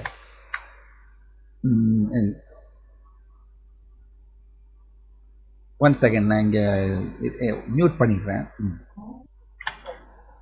ஓகே, ரைட். ஸோ இங்கே இவர் வந்து இந்த தன்னுடைய ராயல் ஹார்சஸ் வந்து காமிக்கிறார். இவர் என்ன பண்ணுறாருன்னா, படஜானா வேணும்ட்டே அதுக்கு கம்மியான மதிப்பீடு செய்கிறாரு, கம்மியான மதிப்பீடு செய்கிறார். இதெல்லாம் அரசியலில் இதெல்லாம் நடக்கும். அரசியல்னாலே கச்சடா தான், கச்சடா. ஆக்சுவலி நாம் வந்து 7வது காண்டத்தில் படிக்கிறோம், ஒரு தூய பக்தருக்கு அரசியல் எல்லாம் இடம் கிடையாதாம், இன்ட்ரெஸ்ட் கிடையாதாம். பிரபுபாத் ரொம்ப அருமையாக எழுதுறாரு. பிரகலாத் மகாராஜாவுக்கு வந்து அரசியலை கற்றுக்கணும்னு சொல்லி ஹிரண்யகசிபு வந்து குருகுலத்துக்கு அனுப்பிச்சு வைக்கிறாரம்மா, சண்டா மர்காட்டை போய் அரசியல் கற்றுட்டு வா அப்படின்னு. அண்ட் பிரபுபாத் எழுதுறாரு, அரசியல்னா என்ன அப்படின்னு சொல்றாரு. ரொம்ப முக்கியமான பாயிண்ட். அரசியல்னா என்னன்னா, இந்த குரூப் எனக்கு வேண்டியவர்கள், இந்த குரூப் எனக்கு வேண்டாதவர்கள் அப்படின்னு சொல்றாரு. பிரபுபாத் டைரக்ட் எக்ஸ்பிளனேஷன் கொடுக்குறாரு. அரசியலுக்கு என்ன விளக்கம், இந்த குரூப் எனக்கு வேண்டியவர்கள், இந்த குரூப் எனக்கு வேண்டாதவர்கள், இதுதான் அரசியல்னு சொல்றாரு. ஆனா ஒரு தூய பக்தருக்கு அரசியலை கத்துக்கிறதெல்லாம் அவருக்கு இஷ்டம் இல்லையா, அவர் கிருஷ்ணரை பற்றி கத்துக்கணும்னு ஆசைப்படுறாரு, கிருஷ்ணர்கிட்ட இருக்கக்கூடிய பிரிவில் அவர் இயங்கணும்னு ஆசைப்படுறாரு. அதனால இந்த அரசியல்னா லோ கிளாஸ், அதுல வந்து தூய பக்தருக்கு அதுல எல்லாம் இன்ட்ரெஸ்ட் கிடையாது அப்படிங்கிறது பிரபுபாத் எழுதுறாரு 7வது காண்டத்தில். ஸோ அரசியல் சொன்னால இந்த கச்சடா சூழ்ச்சி இதெல்லாம் இருந்துகிட்டே தான் இருக்கும். அது ராஜஸ் நிரம்பியது. ஓகே. ஸோ அதனால இந்த படஜானா என்ன பண்றாரு, வேணும்ட்டு கோபத்தினால, இவர் ஏன் 2 லட்சம் காகனாஸ் திருடினான்னு சொல்லிட்டு கோபத்தினால இவருடைய குதிரைகளை வந்து கம்மியான ரேட்ல அது மதிப்பீடு செய்கிறார். கோபிநாத பட்டநாயக்கு கோபம் வருது.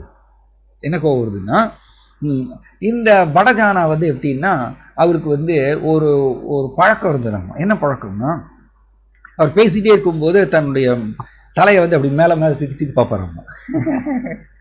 அது அவருக்கு ஒரு மாதிரி ஒரு பழக்கம், ஒரு நர்வ்ஸ் ப்ராப்ளம் மாதிரி. அது மாதிரி அவருக்கு வந்து பேசிட்டு இருக்கும்பொழுது திடீர்னு ஆகாயத்தை எட்டி தூக்கி பார்ப்பாராம். ஆகாயத்தை அடிக்கடி இந்த மாதிரி பண்ணிட்டே இருப்பாராம். இவர் இந்த மாதிரி குதிரைகளை கம்மியான ரேட் போட்டு மதிப்பீடு செஞ்சதுனால கோபிநாத பட்டநாயக்கு கோவம் வருது. அவர் என்ன சொல்றாருன்னா, எஸ், என்னுடைய குதிரைகள் வந்து விலை மதிப்புள்ளது, என்னோட குதிரைகள் வந்து அடிக்கடி ஆகாயத்தில் பார்க்காது கிண்டல் பண்றாரு. அடிக்கடி இந்த மாதிரிலாம் ஆகாயத்தில் தன் தலை தூக்கி பார்க்காது, அதெல்லாம் ரொம்ப பர்ஃபெக்ட் குதிரைகள், அதனால் சரியான மதிப்பீடு போடுங்க அப்படின்னு. இதை கேட்ட உடனே படஜானாவுக்கு சுருன்னு கோபம் வருது. தப்பு பண்ணிட்டு என்னைய வேற நீ வந்து குறை சொல்றியா அப்படின்னு சொல்லிட்டு ராஜா வந்து எப்படியாவது இந்த 2 லட்சம் காகனாசை வந்து அவர்கிட்ட இருந்து வசூல் பண்ணணும், அதுதான் ராஜாவுடைய குறிக்கோள். ஆனா இவர் என்ன பண்றாரு, அரசியல் பண்றாரு. படஜானா என்ன பண்றாரு, இவரை எப்படியாவது கொன்றுடணும் அப்படின்னு சொல்லி கோபத்துல என்னைய வேற இவர் அவமதிச்சிட்டார்ல, நான் இளவரசன், என்னை அவமதிச்சிட்டார், அதனால இவரை வந்து சாங்கால போட்டுருவோம்னு சொல்லிட்டு இவர் தான் ஆணையிடுறார். ராஜாவுக்கு தெரியாது, பிரதாபருத்ராவுக்கு தெரியாது. படஜானா வந்து ஆணையிட்டுறார் இவரை வந்து சாங்கால போட்டு தண்டனை கொடுக்கணும். சரியா? ஸோ இப்படி கோபிநாத பட்டநாயக்கா இவ்வாறாக அவர் வேறு வழி இல்லாமல் இளவரசனுடைய ஆணை என்ன பண்ண முடியும், தடுக்க முடியுமா? ஸோ வீரர்கள் இவரை வந்து கட்டி இழுத்துட்டு கூட்டிகிட்டு போயிடுறாங்க, சாங்கால அவர் நிற்க வச்சிடுறாங்க. அந்த டைமில் தான் இந்த நியூஸ் வந்து சைத்தன்ய மகாபிரபுக்கு வந்து சொல்கிறாங்க.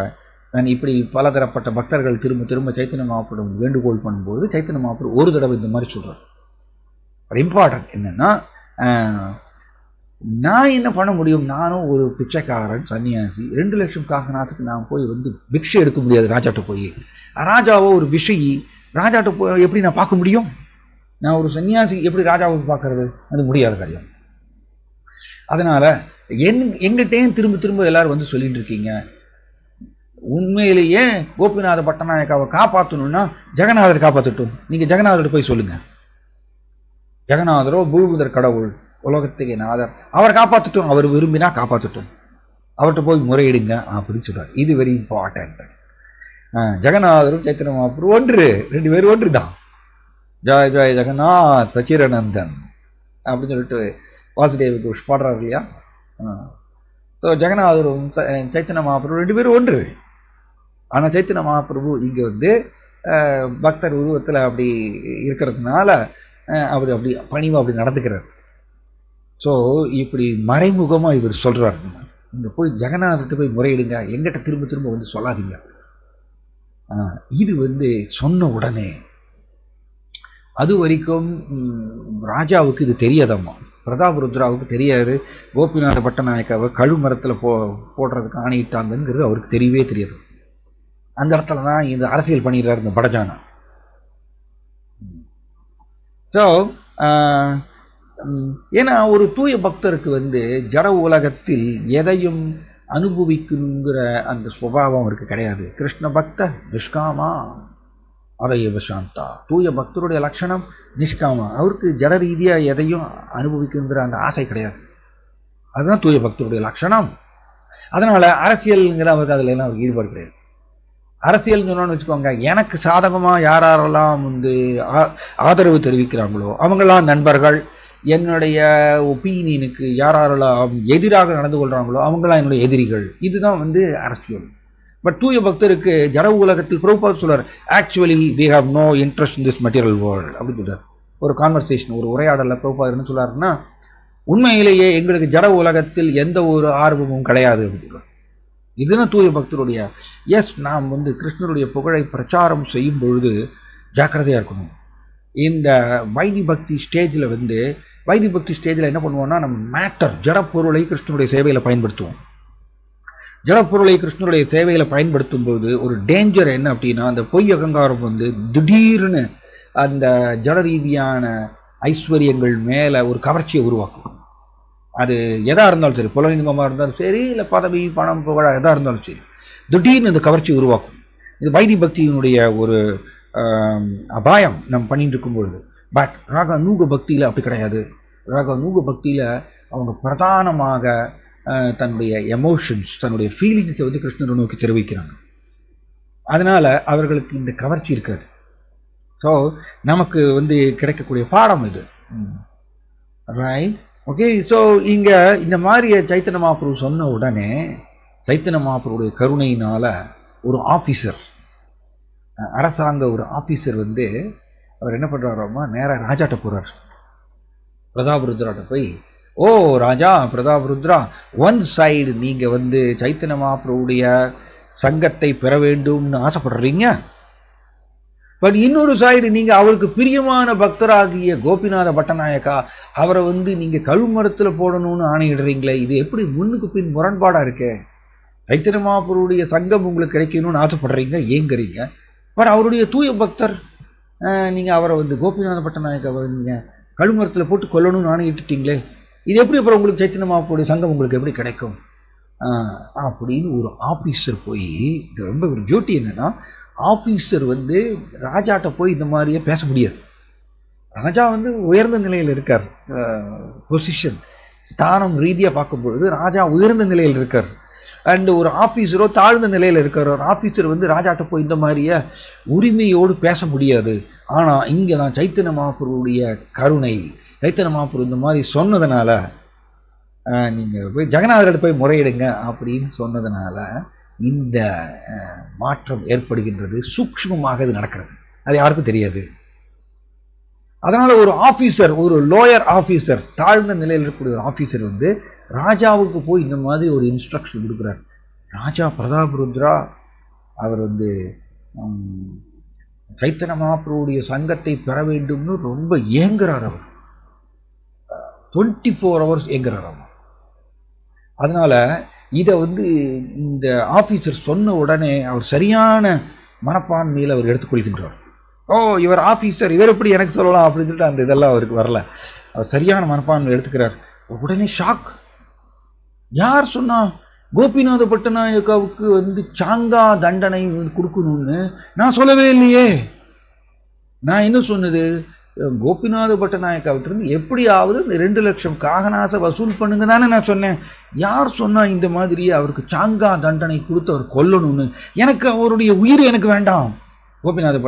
ராஜா பிரதாபருத்ரா இந்த மாதிரி சொல்றார், எனக்கு அவருடைய உயிர் வேண்டாம், எனக்கு அந்த 2 லட்சம் காகநாஸ் தான் எனக்கு வேணும்.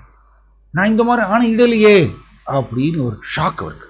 தென் அந்த ஆபீசர் சொல்றாரு, உங்களுடைய மகன் படஜானா தான் இந்த மாதிரி ஆணையிட்டு இருக்காரு, அவர் வந்து சாங்கால போட போறாங்க, அவர் வந்து அந்த கிளைமாக்ஸ்ல இருக்காரு. உடனே ராஜா பிரதாபருத்ரா உடனே பதட்டமாகி உடனே ஆணையிடுறார்.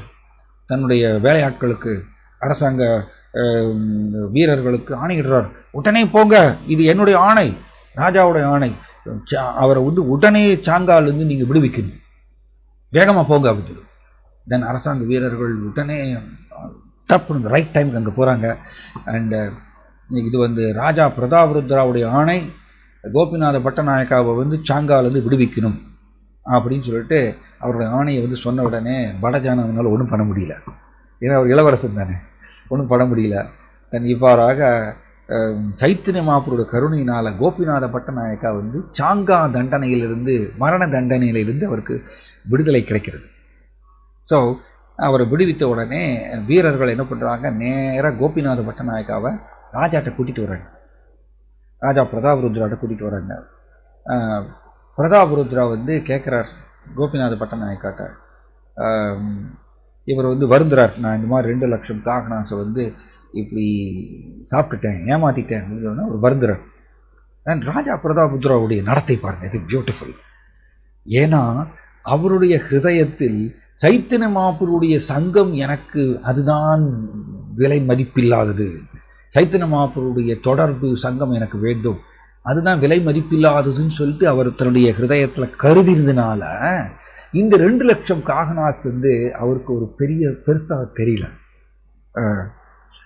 பாருங்க எப்படி நடக்கிறது பாருங்க. ரைட், இது வந்து சாங்காலேருந்து அவரை ரிலீஸ் பண்ணிடுறாங்க கோபிநாத பட்டநாயக்காவை. எவ்ரிடே தினந்தோறும் நைட்டு வந்து ராஜா பிரதாபருத்ரா என்ன பண்ணுவாராமா, அவருடைய குலகுரு மாதிரியே சொல்லலாம், குலகுரு மாதிரியா, அவர் யாருன்னா அந்த காசி மிஸ்ரா. காசி மிஸ்ரா வந்து அவருடைய குலகுரு, அரசாங்க குரு அப்படின்னு சொல்லுவாங்க இல்லையா, அந்த மாதிரி. ஸோ காசி மிஸ்ரா வீட்டுக்கு வருவாரமா டெய்லி. ராஜா பிரதாப் ருத்ரா டெய்லி நைட்டு வந்து ராஜா பிரதாப் ருத்ரா வந்து காசி மிஸ்ராவுடைய வீட்டுக்கு வந்து காசி மிஸ்ரா வந்து என்ன பண்ணுவாராமா, காசி மிஸ்ராவுடைய பாதத்தை மசாஜ் பண்ணுவாராமா ராஜா பிரதாப் ருத்ரா டெய்லி. அப்படி நடக்கும் பொழுது இங்க இந்த காசி மிஸ்ரா என்ன பண்றாரு, ஒரு குலகுரு இல்லையா, இந்த அரசாங்க சூழ்ச்சியில அவருக்கு தெரியும். அவர் என்ன பண்றாரு, அப்கோர்ஸ் காசி மிஸ்ரா வந்து சைத்தன்ய மகாபிரபுடைய அந்தரங்க பக்தர், அவர் இங்க இதை பயன்படுத்திக்கிறார். கோபிநாத பட்டநாயக்காவை எப்படியாவது இந்த 2 லட்சம் கடன் தானே, 2 லட்சம் கடன், அந்த 2 லட்சம் கடன்ல இருந்து அவரை விடுவிக்கணும்னு சொல்லிட்டு அவர் என்ன பண்றாரு, பூடகமா பேசுறாரு ராஜா பிரதாப் ருத்ராட்ட. ஓ ராஜா பிரதாப் ருத்ரா, நீங்க வந்து இந்த மாதிரி ஆணையிட்டுட்டீங்க, இந்த 2 லட்சம் காரணாசை வந்து அப்படின்னு மெதுவாக ஆரம்பிக்கிறார். லைட் அப்படி ஓப்பன் பண்றாரு அந்த டாபிக்கை. உடனே ராஜா பேசுறாரம்மா, எஸ் ஆக்சுவலி இந்த பவானந்த ராய் மற்றும் அவருடைய 5 மகன்களும் எனக்கு ரொம்ப பிரியமான அந்த ஃபேமிலி. இந்த பவானந்த ராய் ரொம்ப வருஷமா சேவை செஞ்சுட்டு இருக்கார். அண்ட் ராமானந்த ராய், மாணிநாத ராய், கோபிநாத பட்டநாயக்கா, இவங்கெல்லாம் வந்து ரொம்ப வருஷமா சேவை செஞ்சுட்டு இருக்காங்க, எனக்கு ரொம்ப பிரியமானவர்கள் இவர்கள் அப்படின்னு அவர் வந்து போட்டுகின்றார் ராஜா பிரதாப் ருத்ரா அந்த குடும்பத்தை. இப்ப இவர் சொல்றாரு, பூடகமா பேசுறார் காசி மிஸ்ரா. இதை சூழ்ச்சி சொல்றது. இந்த அரசியல் சொன்னாலே சூது வாது 2 நிரம்பியது. ரஜஸ்னாலே அப்படிதான். சூதுன்னு என்னது, சூழ்ச்சி, வாதுனா ஆர்கியூமெண்ட், 2 நிரம்பியது அரசியல்.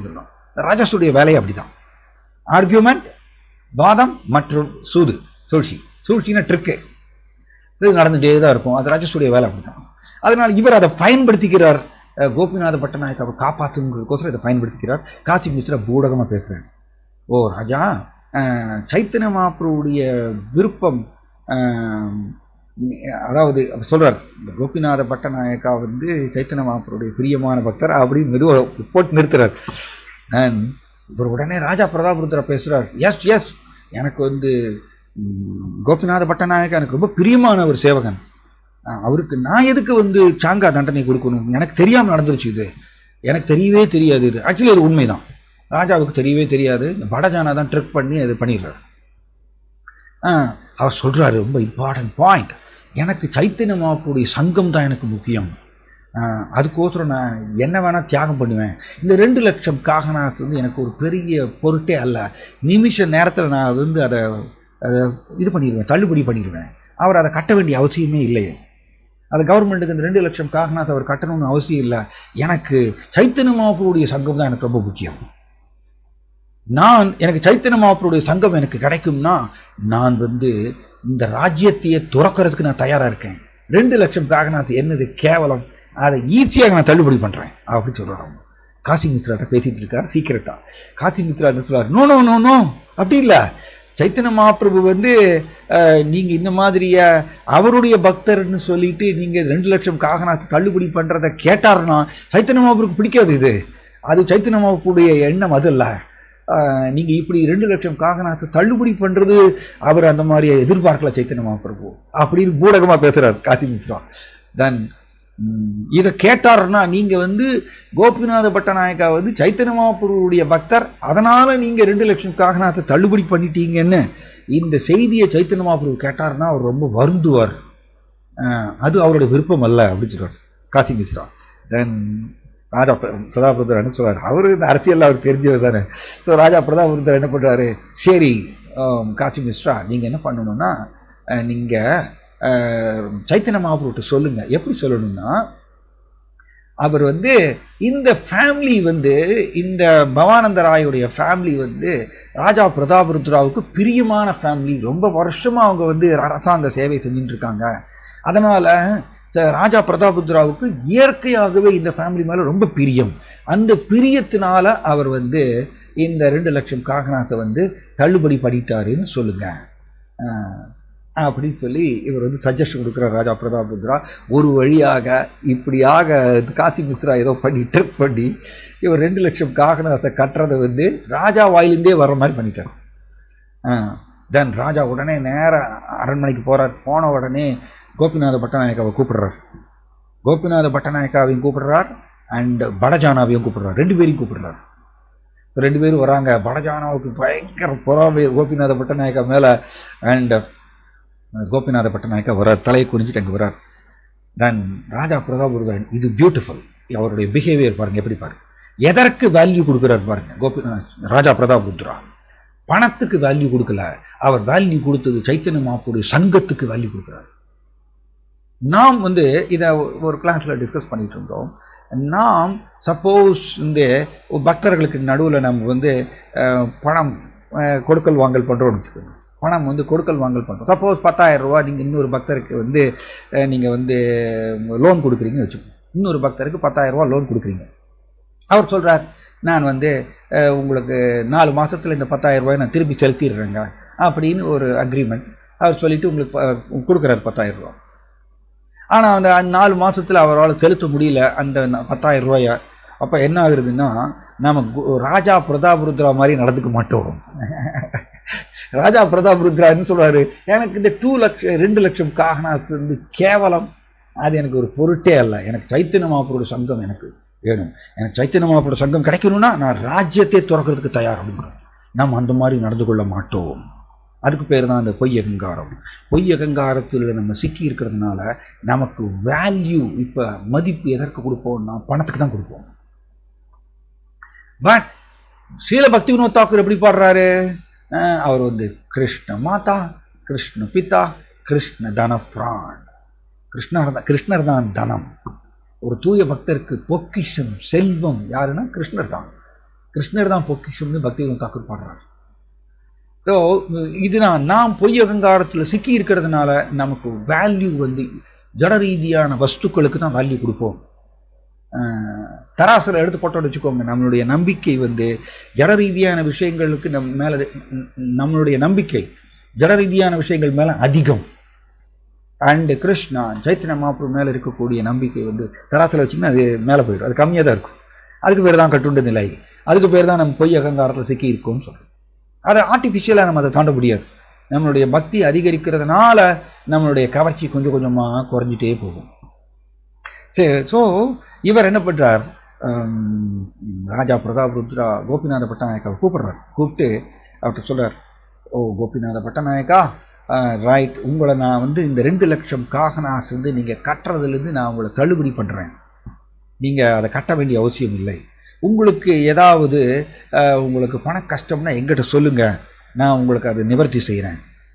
இனிமேல் நீங்கள் அரசாங்க பணத்தை மட்டும் நீங்கள் அந்த மாதிரி சூறையாடுறது வேண்டாம் அப்படின்னு சொல்லிட்டு, உங்களுக்கு ஏதோ பண கஷ்டம் இருக்கு போல இருக்கு, அதனால தான் நீங்கள் இந்த 2 லட்சம் காகனாஸை இது பண்ணிட்டீங்க. நான் இன்னிலேருந்து உங்களுடைய சேலரியை டபுள் பண்ணுறேன் அப்படின்னு சொல்கிறேன். சேலரியை டபுள் பண்ணுறேன் உங்களுக்கு.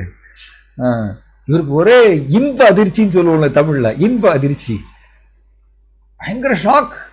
நானும் தப்பு பண்ணியிருக்கேன், 2 லட்சம் காகனாஸை நான் சாப்பிட்டுட்டேன், அது எப்படி கட்டணுங்கிறது ஒரே கவலையா இருக்கு. இவர் ஆக்சுவலி சாங்காலேருந்து ரிலீஸ் பண்ண உடனே இவர் அரசாங்க வீரர்கள்ட்ட சொல்றார், கோபிநாத பட்டநாயக்கா என்ன சொல்றாருன்னா, என்னுடைய குதிரைகளை இப்பொழுது நல்ல மதிப்பு போட்டு எடுத்துக்கோங்க, மீதியை நான் கொஞ்சம் கொஞ்சமாக செட்டில் பண்ணிடுறேன், இதை நீங்கள் ராஜாட்ட தெரிவிச்சிருங்கன்னு சொல்கிறார். ஸோ அவருடைய கவலை 2 லட்சம் காகனாஸை செட்டில் பண்ணணுங்கிறது கோபிநாத பட்டநாயக்காவுடைய ஹிருதயத்தில் அந்த கவலை இருக்கு.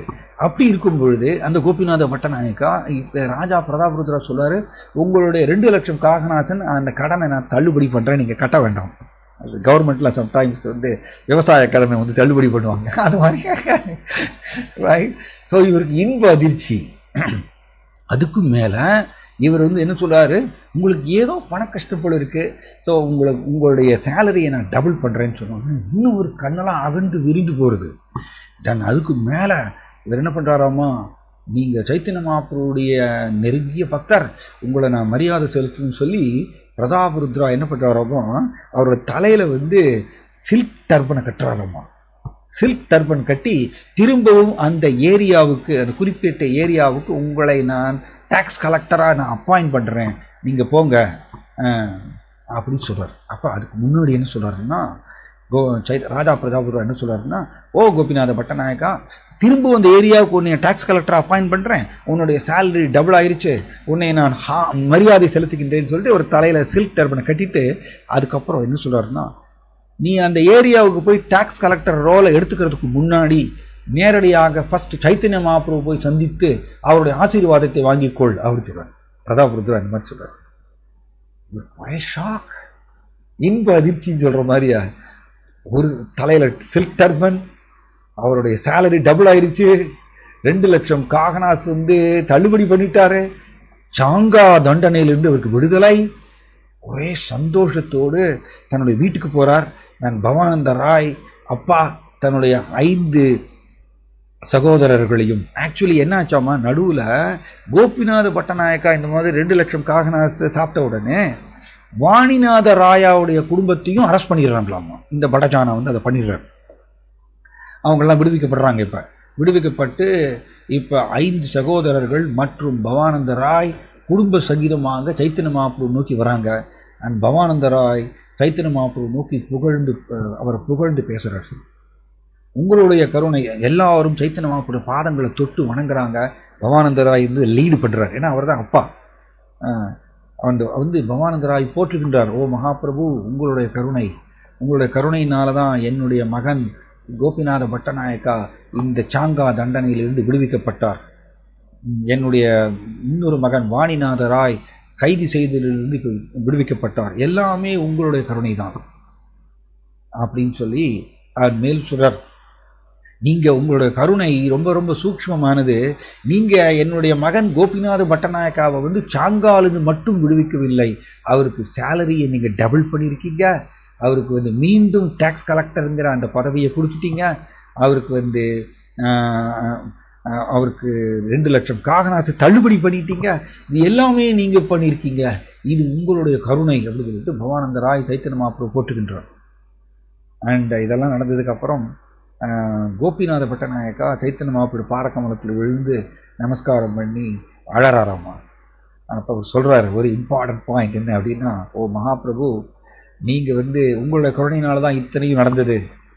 நான் பாதுகாக்கப்பட்டது, என்னுடைய கடன் விடுவிக்கப்பட்டது, எனக்கு மீண்டும் அந்த பதவி டாக்ஸ் கலெக்டருங்கிற பதவி கிடைத்தது, என்னுடைய சேலரி டபுள் ஆனது, எல்லாமே உங்களுடைய கருணை தான், இத்தனை நீங்க தான் பண்ணியிருக்கீங்க, எனக்கு இது நல்லா புரிகிறது அப்படின்னு சொல்லிட்டு கோபிநாத பட்டநாயக்கா சைத்தன்ய மகாபிரபு பாதத்தில் விழுந்து நமஸ்காரம் பண்ணி அவர்கிட்ட பிரார்த்தனை பண்றாரு. என்ன பிரார்த்தனை பண்றாருன்னா, ஓ மகாபிரபு, நீங்க ராமானந்த ராய்க்கு கொடுத்த அவருக்கு கொடுத்த அந்த கருணை எனக்கு கொடுக்கலையே மகாபிரபு அப்படின்னு கேட்கிறார் கோபிநாத பட்டநாயக்கர். இது பியூட்டிஃபுல், இது வெரி பியூட்டிஃபுல். ஏன் அப்படின்னா, ராமானந்த ராய் சைத்தன்ய மகாபிரபுடைய கருணையை பெற்றதுனால மெட்ராஸ் கவர்னருங்கிற பதவியை அவர் ராஜினாமா செஞ்சுட்டு ராஜாட்ட பிரதாபருத்ராட்ட பர்மிஷன் வாங்கிட்டு நேரா சைத்தன்ய மகாபிரபு சங்கத்தில் உட்காந்துடுறாரு. சைத்தன்ய மகாபிரபு பக்கத்திலேயே இருக்கார் ராமானந்த ராய். மெட்ராஸ் கவர்னர் பதவியை ராஜினாமா செய்ய வைத்தது சைத்தன்ய மகாபிரபுடைய ஆணை. சைத்தன்ய மகாபிரபு ஆணையிட்டதுனால உடனடியாக அந்த பற்றின்மை, எஸ், வெரி பியூட்டிஃபுல். இதை தான் கோபிநாத பட்டநாயக்கர் சொல்றார். அவருக்கு நீங்க இந்த கருணையை வழங்கிட்டீங்க, என்னுடைய சகோதரன் ராமானந்த ராய்க்கு அவருக்கு இந்த கருணையை வழங்கினதுனால சுலபமாக அவர் மெட்ராஸ் கவர்னர் பதவியை பற்றின்மையோடு அதை ராஜினாமா செஞ்சார். அவர் சுலபமாக அதை துறந்தார். அதை ராஜினாமா செஞ்சுட்டு உங்களுடைய சங்கத்திலேயே எப்பொழுது இருக்கார்.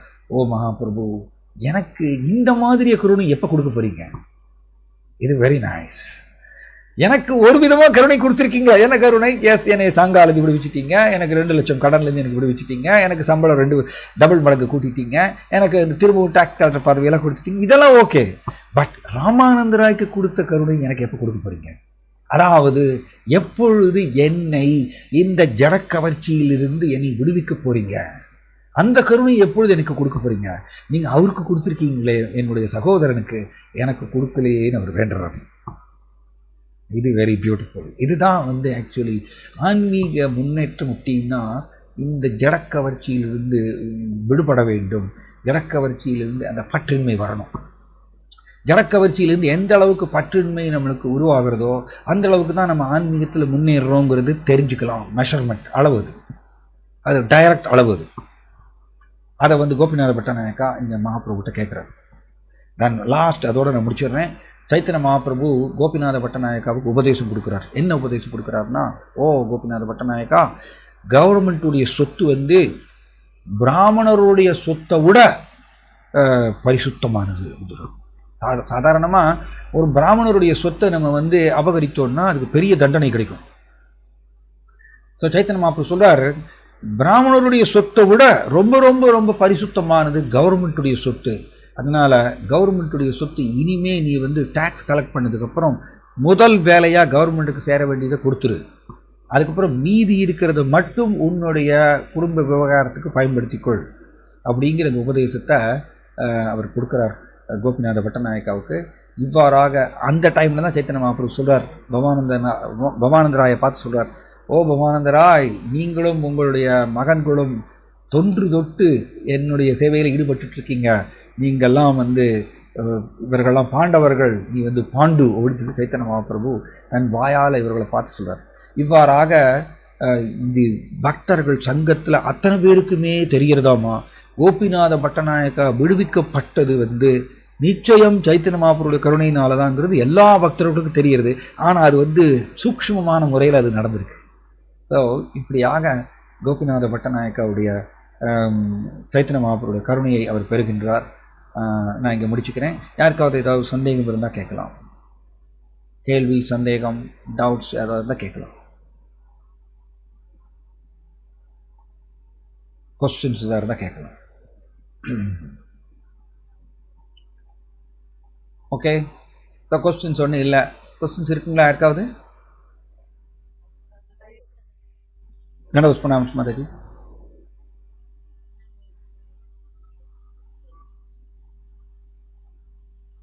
ம்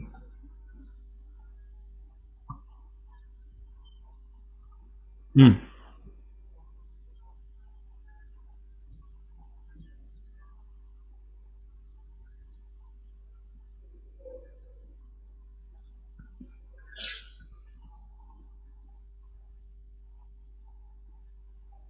ம் எஸ், நம்ம வந்து புன சர்வித சர்வனானாம் பிரலாத் மகாராஜா கூட சொல்கிறார், நம்ம வந்து அனுபவிக்கணுங்கிற இந்த ஆசையினால தான் நாம் உடல் எடுத்துகிட்டே தான் இருப்போம். அனுபவிக்கணுங்கிற இந்த ஆசை போகாத வரைக்கும் ஜீவாத்மா வந்து அடுத்த உடல் எடுப்பது அது தடுக்க முடியாது, வந்தே தீரும். ஸோ நீங்கள் கர்மா அப்படிங்கிறது வந்து வேற. கர்மாங்கிறது எப்படின்னா, நம்ம அனுபவிக்கணுங்கிற ஆசை ஃபஸ்ட்டு இருக்குது நமக்கு. அதை நம்ம பூர்த்தி செய்யும் பொழுது அதுலேருந்து வரக்கூடிய வினை தான் நம்ம கர்மான்னு சொல்கிறோம். அந்த கர்ம வினையை வந்து நம்மளுக்கு தண்டனையாக கிடைக்கலாம், இல்லைன்னா வந்து நம்மளுக்கு அது சந்தோஷமாக கிடைக்கலாம், சந்தோஷமாக அமையலாம். ஆனால் இந்த கர்ம வினைங்கிறது ஆரம்பிக்கிறதுக்கு காரணமே நம்மளை அனுபவிக்கணுங்கிற இந்த சுபாவம் தான். ஸோ அதுக்கு தான் வந்து நம்ம வந்து பக்தி யோகத்தை பயிற்சி செய்கிறோம். பக்தி யோகத்தை வந்து சிரவணம், கீர்த்தனம், ஸ்மரணம் வந்து எவ்வளவு ஜாஸ்தி பண்ணுறோமோ அந்த அளவுக்கு நம்மளுக்கு அனுபவிக்கணுங்கிற ஸ்வபாவம் வந்து நம்மளுக்குள்ள குறைய ஆரம்பிக்கும். அண்ட் கிருஷ்ணர் தான் உன்னத அனுபவிப்பாளருங்கிறது நம்ம ஏற்றுக்கொள்வோம். அதான் ஒரு கிளாஸில் டிஸ்கஸ் பண்ணிட்டு இருந்தோம். எப்படின்னா, ஞாத்வாமாம் சாந்தி மிருச்சதின்னு சொல்கிறார் கிருஷ்ணர் பகவத்கீதையில். அனுபவிப்பாளர் கிருஷ்ணர் தான் அப்படிங்கிறது உதயமாகணுமாமா. ஞாத்வா வெறும் தியரியாக தெரிஞ்சுக்கிறது அல்ல, தத்துவ ரீதியாக கிருஷ்ணர் தான் உன்னத அனுபவிப்பாளருங்கிறது தத்துவ ரீதியாக தெரிஞ்சின்றால் மட்டுமே நாம் வந்து பிறப்பிலிருந்து அடுத்த பிறப்பிலிருந்து தப்பிக்க முடியாது. ஞாத்வா அப்படிங்கிறது ரொம்ப ஆழ்ந்த ஒரு வார்த்தை. அது வந்து உதயமாகணும். அனுபவிக்கணுங்கிற சுபாவத்தை வந்து ஜீவாத்மா விடணும். ஜீவாத்மா தன்னுடைய சுதந்திரத்தை பயன்படுத்தி எனக்கு வேண்டாம், எஸ் நான் அனுபவிக்கணுங்கிற இந்த சுபாவத்தினால தான் நான் திரும்ப திரும்ப உடல் எடுத்துகிட்டே இருக்கேன், திரும்ப திரும்ப கஷ்டப்பட்டுட்டே இருக்கேன், எனக்கு வேண்டாம்னு சொல்லிட்டு இந்த டெசிஷன், அந்த தீர்மானம் வந்து இது ஒரு பெரிய ஒரு புதிர், இது ஒரு பசில். அது எப்படி பண்ணுறது அப்படிங்கிறது வந்து ஒரு பெரிய பசில். அந்த இடத்துல தான் நாம் பண்ணக்கூடிய இந்த பக்தி யோக பயிற்சி முறை. அண்ட் ஆல்சோ நீங்கள் பார்த்தீங்கன்னா பிரபுபாதர் வந்து ஒவ்வொரு சொற்பொழிவுலையும் சொல்லிகிட்டே இருக்கார், நாம் இந்த உடல் அல்ல, நாம் ஒரு ஆத்மா, நாம் இந்த உடல் அல்ல ஆத்மான்னு சொல்லிகிட்டே இருக்கார். அந்த குரு மகாராஜ் வந்து ஒரு 2011 சொற்பொழிவில் இதை வந்து சொல்கிறார். இது குரு பிரசங்கால இது போட்டிருக்கு. என்ன போட்டிருக்குன்னா, பிரபுபாதர் வந்து ஒவ்வொரு சொற்பொழிவிலையும் நாம் இந்த உடல் அல்ல, நாம் ஒரு ஆத்மாங்கிறது சொல்லிகிட்டே இருக்காருன்னா என்ன அர்த்தம்னா, நம்ம ஒரு விஷயத்தை பலமுறை வந்து பிரபுபாதர் சொல்றாருன்னா நாம் அதிலிருந்து கற்றுக்கொள்ள வேண்டியது என்னன்னா, நான் அதன் பிரகாரம் நடக்கணுங்கிறது நம்ம புரிந்து கொள்வோம் அப்படி சொல்றாரு. அதன் பிரகாரம் நம்ம நடக்கணும்னு பிரபுபாதர் எதிர்பார்க்கிறார் நம்மள்ட்ட எல்லாத்தையும். ஸோ அனுபவிக்கணுங்கிற சுபாவமே ஆக்சுவலி வந்து எஸ் அஃப்கோர்ஸ் ஃபர்ஸ்ட் வந்து ஆத்மா வந்து தன்னுடைய சுதந்திரத்தை தவறாக பயன்படுத்தி ஜடத்தை நான் ஆண்டு அனுபவிக்கணும்னு ஆசைப்படுறாரு. நல்ல ஒரு இன்ட்ரெஸ்டிங் பாயிண்ட் இது. ஜடத்தை நான் ஆண்டு அனுபவிக்கணும்னு ஜீவாத்மா சுதந்திரத்தை மிஸ்யூஸ் பண்ணி அவர் முடிவு எடுக்கிறார். இந்த முடிவை எடுத்த உடனே கிருஷ்ணா பார்க்கிறார். கிருஷ்ணா என்ன பண்றாருன்னா, ஜீவாத்மா தெய்வீக வஸ்து எப்படி ஜடத்தை ஆண்டு அனுபவிக்க முடியும்? முடியாத காரியம். இது ஒண்ணுக்கு பின் முரண்பாடானது. தெய்வீகம் எப்படி ஜடத்தை அனுபவிக்க முடியும்? அதனால கிருஷ்ணர் என்ன பண்றாரு, ஜீவாத்மாவுடைய ஆசையை பூர்த்தி பண்றதுக்கோசரம் அவர் என்ன பண்றாருன்னா ஒரு மாய தோற்றத்தை உருவாக்குறார் மாயா மூலமாக. அதுதான் பொய் அகங்காரம். நாம் பொய் அகங்காரம் மூலமாகத்தான் இன்ப துன்பங்களை அனுபவிக்கிறோம். ஜட ரீதியான இன்ப துன்பங்களை நாம் அனுபவிக்கிறது வந்து ஆத்மா மூலமா கிடையாது. ஆத்மாவுடைய பிரதிபலித்த உணர்வு பொய் அகங்காரம், அதன் மூலமா தான் அனுபவிக்கிறோம். தட் இஸ் வை அதனாலதான் பிரபுபாதர் வந்து சொற்பொழிவுல திரும்ப திரும்ப சொல்லிட்டே இருக்கார், நாம் இந்த உடல் அல்ல, நாம் ஒரு ஆத்மா அப்படின்னு. இது ஏன் சொல்றாருன்னா, இதை நாம் உள்வாங்கிக் கொள்ளும் பொழுது, நாம் ஆத்மாங்கிறத வந்து உள்வாங்கிக் கொள்ளும் பொழுது ஜடம் எனக்கு இன்பம் கொடுக்க முடியாதுங்கிறது வந்து நம்மளுக்கு புரிய ஆரம்பிக்கும். அதனாலதான் பிரபுபாதர் வந்து தன்னுடைய 3000 சொற்பொழிவுகள்ல ஏறக்குறைய 90% சொற்பொழிவுகள்ல சொல்லிட்டே இருக்கார். அந்த சொற்பொழிவுல மட்டும் இல்ல, பொருள் உரையிலையும் சொல்றார். நம்ம ஆத்மாங்கிறது வந்து இது இம்பார்ட்டன்ட் பாயிண்ட். பிரபுபாதர் வந்து ஏன் திரும்ப திரும்ப சொல்றார் அப்படின்னா, நமக்கு இந்த பாயிண்ட வலியுறுத்துறார். ஆக்சுவலி ஆன்மீக வாழ்க்கை வந்து ஒரு இடத்துல சொல்றாரு, if you don't understand that you are not spirit, you are spirit soul, then where is the question of spiritual life அப்படின்னு சொல்றாரு. தமிழ்ல சொல்லணும்னா, நாம் ஆத்மாங்கிறத வந்து நாம் உணர்ந்து கொள்ளவில்லை என்றால் எங்கே இருந்து ஆன்மீக வாழ்க்கை தொடங்க முடியும்னு கேட்கிறார் பிரபுபாதர்.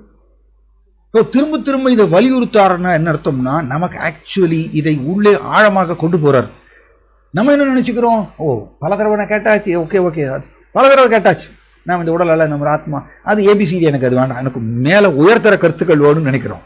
இன்னும் பிரபுபாதர் வந்து நம்மள்ட்ட எதிர்பார்க்கறது என்னன்னா, இந்த ஆத்மாங்கிற தளத்தில் நம்ம வந்து அதை உள்வாங்க வேண்டும். ஞாத்வா, அதை உள்வாங்க வேண்டும். அது ஒன்ஸ் நம்ம ஆத்மாங்கிறத வந்து உணர்ந்துட்டோம்னா அது திரும்ப திரும்ப கேட்கும் பொழுது நமக்கு வந்து உள்ள பதிகின்றது. அதனாலதான் பிரபுபாதர் அதை சொற்பொழிவு மூலமாக சொல்லிட்டே இருக்கார். I will read that once again. I will read குரு மகாராஜுடைய ஒரு லெக்சர்ல தமிழ்ல அது போட்டிருக்கு, நான் சொல்றேன். நீ இந்த உடல் என்பதனை சில பிரபுபாதர் பற்பல முறை கூறிக்கொண்டே இருப்பதை நாம் அனைவரும் கேட்டுள்ளோம். இதனை நான் முன்னரே கேட்டுள்ளேன் என்றும் நாம் நினைக்கின்றோம். ஆயினும் நாம் இதனை உண்மையிலேயே உணர்ந்துள்ளோமா? இத்தனை வருடங்களுக்கு பிறகும் நான் மீண்டும் நினைக்கின்றேன், இன்னும் நான் இந்த உடல் என்றே நினைத்திருப்பதே நமது இயற்கை என்பதையும் நான் உணர்கின்றேன். நாம் இந்தியர் என்று நினைக்கின்றோம், நாம் அமெரிக்கர் என்று நினைக்கின்றோம், நாம் கனடாவினர்கள், நாம் ஆஸ்திரேலியர்கள் என்றும் நினைக்கின்றோம், நாம் அழகானவர்கள் அல்லது கருப்பானவர்கள் என்றும் நினைக்கின்றோம். எப்போதுமே நம்மை உடலுடனேயே சம்பந்தப்படுத்திக் கொள்கின்றோம். இவ்வாறாக எவ்வளவு முறைகள் கேட்டாலும் கூட இத்தகைய நினைவுகளானது நம்மை விட்டு நீங்குவதே இல்லை. எனவேதான் பிரபுபாதரும் இதனை மீண்டும் மீண்டும் கூறிக்கொண்டே உள்ளார். நாம் இந்த உடல் இல்லை என்பதற்கான உண்மை பொருள் என்ன? இது ரொம்ப முக்கியமான ஒரு கருத்து. நாம் அனைவரும் உடலில் உள்ள ஆன்மீக ஆத்மாக்களாவோம். ஆத்மாவானது உடலை விட்டு நீங்கிய உடனேயே உடலானது இறந்து விடுகின்றது. எதனையாவது, இந்த பாயிண்ட் தான் ரொம்ப முக்கியம், எதனையாவது மீண்டும் மீண்டும் கேட்டால் எதற்காக நான் இதனை மீண்டும் மீண்டும் கேட்கின்றேன் என்றும், ஒருவேளை நானும் இதிலிருந்து கற்றுக்கொள்ள வேண்டிய அவசியமும் இருக்கலாம் என்றுமே நினைப்பீர்கள். சொற்பொழிவு ஜனவரி 2011 ஆஸ்திரேலியாவில் கொடுத்திருக்காரு குரு மகாராஜ். ஸோ அப்ப ஏன் பிரபுபாதர் திரும்ப திரும்ப இதை சொல்றாருன்னா, இதை நம்ம திரும்ப திரும்ப கேட்கும் பொழுது ஒரு நாள் நம்ம வந்து இதை உணர்வோம், நம்ம ஆத்மா அப்படிங்கிறது அந்த அளவுக்கு நம்ம கேட்டுட்டே இருக்கணுமா. ஸோ ஒன்ஸ் நம்ம ஆத்மாங்கிறத உணர்ந்துட்டோம்னா இம்மீடியட்டா ஜடம் எனக்கு இன்பம் கொடுக்க முடியாதுங்கிறது தெரிஞ்சு போயிடும், நமக்கு புரிஞ்சிடும். அப்ப ஜடம் எனக்கு இன்பம் கொடுக்க முடியாதுன்னு தெரிஞ்சிச்சுன்னா ஆட்டோமேட்டிக்கா ஜட ரீதியான கவர்ச்சியிலிருந்து விலகிடுவோம். அதுக்கு பேர் தான் ஆன்மீக முன்னேற்றம் ஆக்சுவலி. அதனாலதான் பிரபுபாதர் வந்து சொல்றாரு, இந்த பிரம்மபூத நிலைக்கு அப்புறம் தான் ஆக்சுவலி உண்மையான பக்தி தொண்டே தொடங்குகிறதுன்னு சொல்றாரு. ஸோ அதனால இந்த கர்ம வினை அப்படிங்கிறது வந்து எப்ப வருதுன்னா அனுபவிக்கணுங்கிற சுபாவத்திலிருந்து தான் கர்ம வினை வந்து உருவாகிறது தவிர, ஆனா அதற்கும் மூல காரணம் அனுபவிக்கின்ற சுபாவம் தான். ஸோ அனுபவிக்கின்ற சுபாவத்தில் நாம் வந்து அதை தளர்க்கணும் அப்படின்னா ஒரு சைடு வந்து பக்தியை பயிற்சி செய்யறது, அனதர் சைடு பிரபுபாதர் சொன்ன மாதிரியை திரும்ப திரும்ப இதை கேட்டே இருக்கணும். நாம் இந்த உடல் அல்ல, நாம் ஒரு ஆத்மாங்கிறத கேட்டுட்டே இருக்கணும். அப்போ வந்து ஒரு நாள் அது வந்து அதை ஏற்றுக்கொள்வோம். கிரணந்தி அதை ஏற்றுக்கொள்ளும் பொழுது நம்ம ஜட ரீதியான இன்பங்களை வந்து நம்ம விட்டுருவோம். இது ஜீவாத்மா அதனுடைய ஓன் பாணியில தான் அது கத்துக்கும். யாரும் நிற்க முடியாது. அதனுடைய ஓன் ஸ்பீட்ல தான் அந்த ஜீவாத்மா வந்து அதை கத்துக்கும். Okay Mataji, right? ஹரே கிருஷ்ணா. தண்டவத் ரைட். ஸோ நம்ம இங்கே முடிச்சுக்கலாம். ஹரே கிருஷ்ணா. எஸ் மாதாஜி. எது எது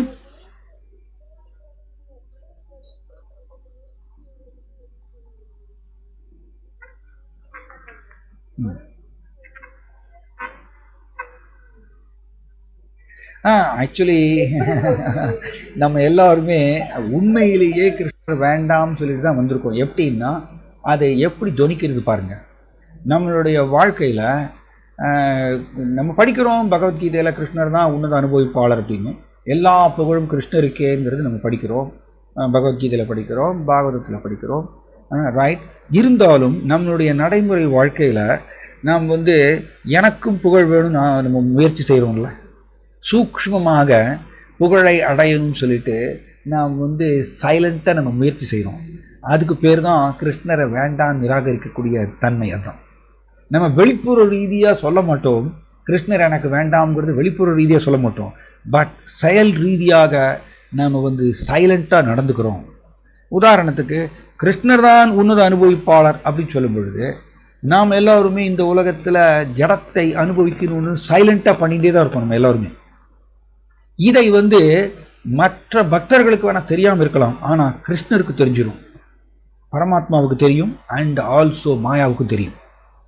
நம்மளுடைய சூக்ஷ்ம ரீதியான இந்த அனுபவிக்கின்ற சுபாவத்தை அவர் வந்து பார்த்துக்கிறாங்க, 2 பேரும் பார்க்குறாங்க. இன்ஃபேக்ட் நாம் இந்த உலகத்துல இன்னமும் உட்கார்ந்துட்டு இருக்கிறதுக்கு காரணமே அனுபவிக்கின்ற சுபாவம் தான். அனுபவிக்கின்ற சுபாவத்தை விட்டாச்சுன்னா அடுத்த செகண்ட் நம்ம போயிடுவோம் கிருஷ்ணனுடைய உலகத்துக்கு. கிருஷ்ணா உடனே கூட்டிட்டு போயிடுவார். அவர் பரிசுத்தமான பக்தரை மாறிடுவார். நம்ம எல்லாரும் இன்னமும் வச்சுட்டு இருக்கிறதுனால தான் கிருஷ்ணர் அதை சாங்ஷன் பண்றார். அனுபவிக்கிற ஆசை நம்ம வச்சுட்டு இருக்கிறதுனால தான் கிருஷ்ணர் அதை சாங்ஷன் பண்றாரு. கிருஷ்ணர் சாங்ஷன் பண்ணதுக்கு அப்புறம் தான் மாயா ஏற்பாடு பண்றாங்க, சூழ்நிலைகள் கொடுக்குறாங்க. இது எல்லாமே சூக்ஷ்மமா நடக்கிறது. ஆனா நம்ம என்ன நினைச்சுக்கிறோம், நான் கிருஷ்ணரை ஒன்றும் நிராகரிக்கலையே, யார் சொன்னா நான் கிருஷ்ணரை ரொம்ப போற்றுகின்றேன் அப்படின்னு. கிருஷ்ணரை நாம போற்றுகின்றோம் அப்படின்னா நாம் வந்து வேற எதையுமே அனுபவிக்கணுங்கிற இந்த சுபாவம் இருக்கக்கூடாது. ரொம்ப எளிமையா சொல்லணும்னா நம் விதவிதமான பிரசாதம்ங்கிற அந்த போர்வையில நம்ம விதவிதமான ஐட்டம்ஸ் வந்து சாப்பிடணும்னு ஆசைப்படுறோம். நமக்குள்ள இருக்கு, அது நமக்கு தெரியும், இண்டிவிஜுவலா ஒவ்வொருத்தருக்கும் தெரியும். பிரசாதம்ங்கிற போர்வையில விதவிதமான ஐட்டம்ஸ் நம்ம சாப்பிடணும்னு ஆசைப்படுறோம். தட் இஸ் அது ஒன்று அனுபவிக்கின்ற சுபாவம் தான். அண்ட் இப்ப பக்தர்களுக்கு நடுவுல பார்த்தீங்கன்னா நம்ம சேவை செய்யறோம், சேவை செஞ்சதுக்கு அப்புறம் அங்கீகரிக்கணும். மற்றவர்கள் வந்து சப்போஸ் ஒரு பெரிய ஃபங்க்ஷன் நடக்கிறது அப்படின்னா சேவாதாரிகளை எல்லாம் வந்து போட்டுக்கின்றாங்க அப்படின்னா நம்மளை போட்டுறதை விட்டுட்டாங்கன்னு வச்சுக்கோங்க, ரைட்? சேவாதாரிகளை எல்லாம் கூப்பிட்டு போட்டுக்கின்றாங்க ஒரு ஃபங்க்ஷன்ல. அப்ப நம்மளை கூப்பிடாம விட்டுட்டாங்கன்னா உடனே நம்மளுக்கு ஒரு வருத்தம் இருக்குல்ல மனசுல. வெளியில சொல்றோமோ இல்லையோ மனசுல ஒரு வருத்தம், நம்மளை கூப்பிடலையே, நம்மளும் தான் சேவை செஞ்சிருக்கோம், ஏன் நம்ம அங்கீகரிக்கல. அதுதான், அதுக்கு பேர் தான் அனுபவிக்கிற சுபாவம். வந்து ரொம்ப ரொம்ப சூக்ஷ்மமானது, அது மறைஞ்சிருக்கும். அதை கண்டுபிடிக்கிறது வந்து ஒரு பெரிய விஷயம்.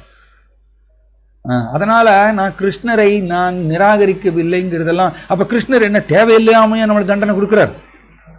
நம்ம எல்லாருமே கிருஷ்ணரை நிராகரித்தவர்கள் தான். அப்படிதான் ஜெகதானந்த பண்டிட் சொல்றார். ஜெகதானந்த பண்டிட் கிருஷ்ணா பகிர்முகாகனா அப்படிதான் சொல்றார். கிருஷ்ணரை நிராகரித்தவர்கள். கிருஷ்ணர் ஒன்றும் தேவையில்லாமல் நம்மளை தூக்கி ஜட உலகத்தில் தூக்கி நம்மளை போடலை. நம்ம எல்லாரும் அவரை விட்டவர்கள். இப்பவும் பார்த்தீங்கன்னா நம்ம வந்து சப்போஸ் நம்ம ஒரு பெரிய பப்ளிக் ஃபங்க்ஷனுக்கு வரோம் அப்படின்னா நம்ம கலராக ட்ரெஸ் பண்ணணும்னு ஆசைப்படுறோம்ல, அதுவும் அனுபவிக்கிற சுபாவம் தான். இது பல அனுபவிக்கிற சுபாவம் பல ரூபத்தில் வெளியில் வரும். அது வந்து சூக்ஷ்மமாக வெளியில் வரும். அது நம்ம வந்து கண்டுபிடிக்கணும். அதனாலதான் உண்மையிலேயே தான் கோலோக பிருந்தாவனத்துக்கு போகணும், கிருஷ்ணன் மேல பிரேமையை வளர்த்துக் கொள்ளணும்னா இதை வந்து கண்டுபிடிக்கணும். எப்படியெல்லாம் நான் வந்து இந்த அனுபவிக்கின்ற சுபாவத்தை காமிக்கின்றேன் அப்படிங்கிறத கண்டுபிடித்து அதை கரெக்ட் பண்ணணும். Okay Mataji, right. சார் நான் இங்கே முடிச்சுக்கிறேன். 8:31 ஆயிடுச்சு. ஏது மாதாஜி? ரொம்ப ரொம்ப கஷ்டம். சூக்ஷ்ம ரீதியான ஆசைகளை கண்டுபிடிக்கிறது ரொம்ப ரொம்ப கஷ்டம். அதுக்குதான் நம்ம வந்து மேல மேல மேல சிரவணம் கீர்த்தனம் ஸ்மரணம் பண்ண கிருஷ்ணர் அந்த ஆன்மீக அறிவை உள்ளே இருந்து கொடுக்கிறார். ததாமி புத்தியோகம் உள்ளே இருந்து அந்த ஆன்மீக அறிவை கொடுக்கிறார். அதன் மூலமா நம்ம கண்டுபிடிக்கலாம், நான் எப்படி தப்பா நடந்துக்கிறேங்கிறது கண்டுபிடிக்கலாம். அவர்கிட்ட பெறணும் அந்த ஆன்மீக அறிவை. ஓகே மாதாஜி, அதுக்கு நம்ம பயிற்சி நிறைய செய்யணும். அப்பதான் வந்து கிருஷ்ணருடைய கருணையை நம்ம பெற முடியும். ஹரே கிருஷ்ணா. 8:30 ஆயிடுச்சு.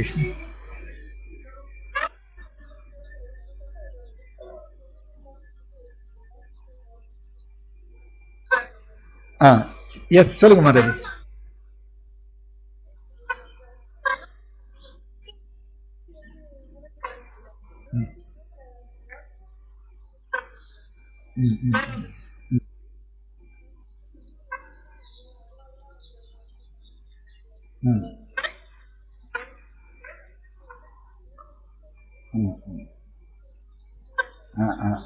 அதாவது ஆமா ஆமா ஆமா. அப்ப ஏன் பண்ணோம் அப்படின்னா இந்த இடத்துல தான் ஜீவாத்மாவுக்கு வந்து ஜீவாத்மா கிருஷ்ணனுடைய பின்ன பகுதி இல்லையா. அப்ப கிருஷ்ணர்கிட்ட இருக்கக்கூடிய குணங்கள் ஜீவாத்மாவுக்கு உண்டு. ஸோ கிருஷ்ணருடைய ஒரு குணம் என்ன அப்படின்னா அவர் முழு சுதந்திரம் உடையவர். இப்போ நம்ம எல்லாருமே அவருடைய பின்ன பகுதியாக இருக்கிறதுனால நமக்கும் சுதந்திரம் இருக்கு, ஜீவாத்மாவுக்கு சுதந்திரம் இருக்கு.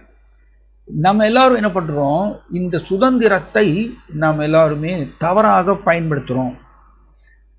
அதாவது சுதந்திரம்னாலே நம்மளுடைய விரும்பிய பாணியில செயல்படுத்துறது பேர் தான் சுதந்திரம். எஸ், நீங்க நித்திய பத்தா நித்திய சித்தான்னு சொல்றோம். நித்திய சித்த பக்தர்கள் எப்படின்னா, நித்திய சித்தா பக்தர்கள் சுதந்திரத்தை உடனே சரியாக பயன்படுத்தி கிருஷ்ணரை தேர்ந்தெடுக்கிறாங்களாம். கிருஷ்ணர் தான் எனக்கு வேணும்னு தேர்ந்தெடுக்கிறாங்க.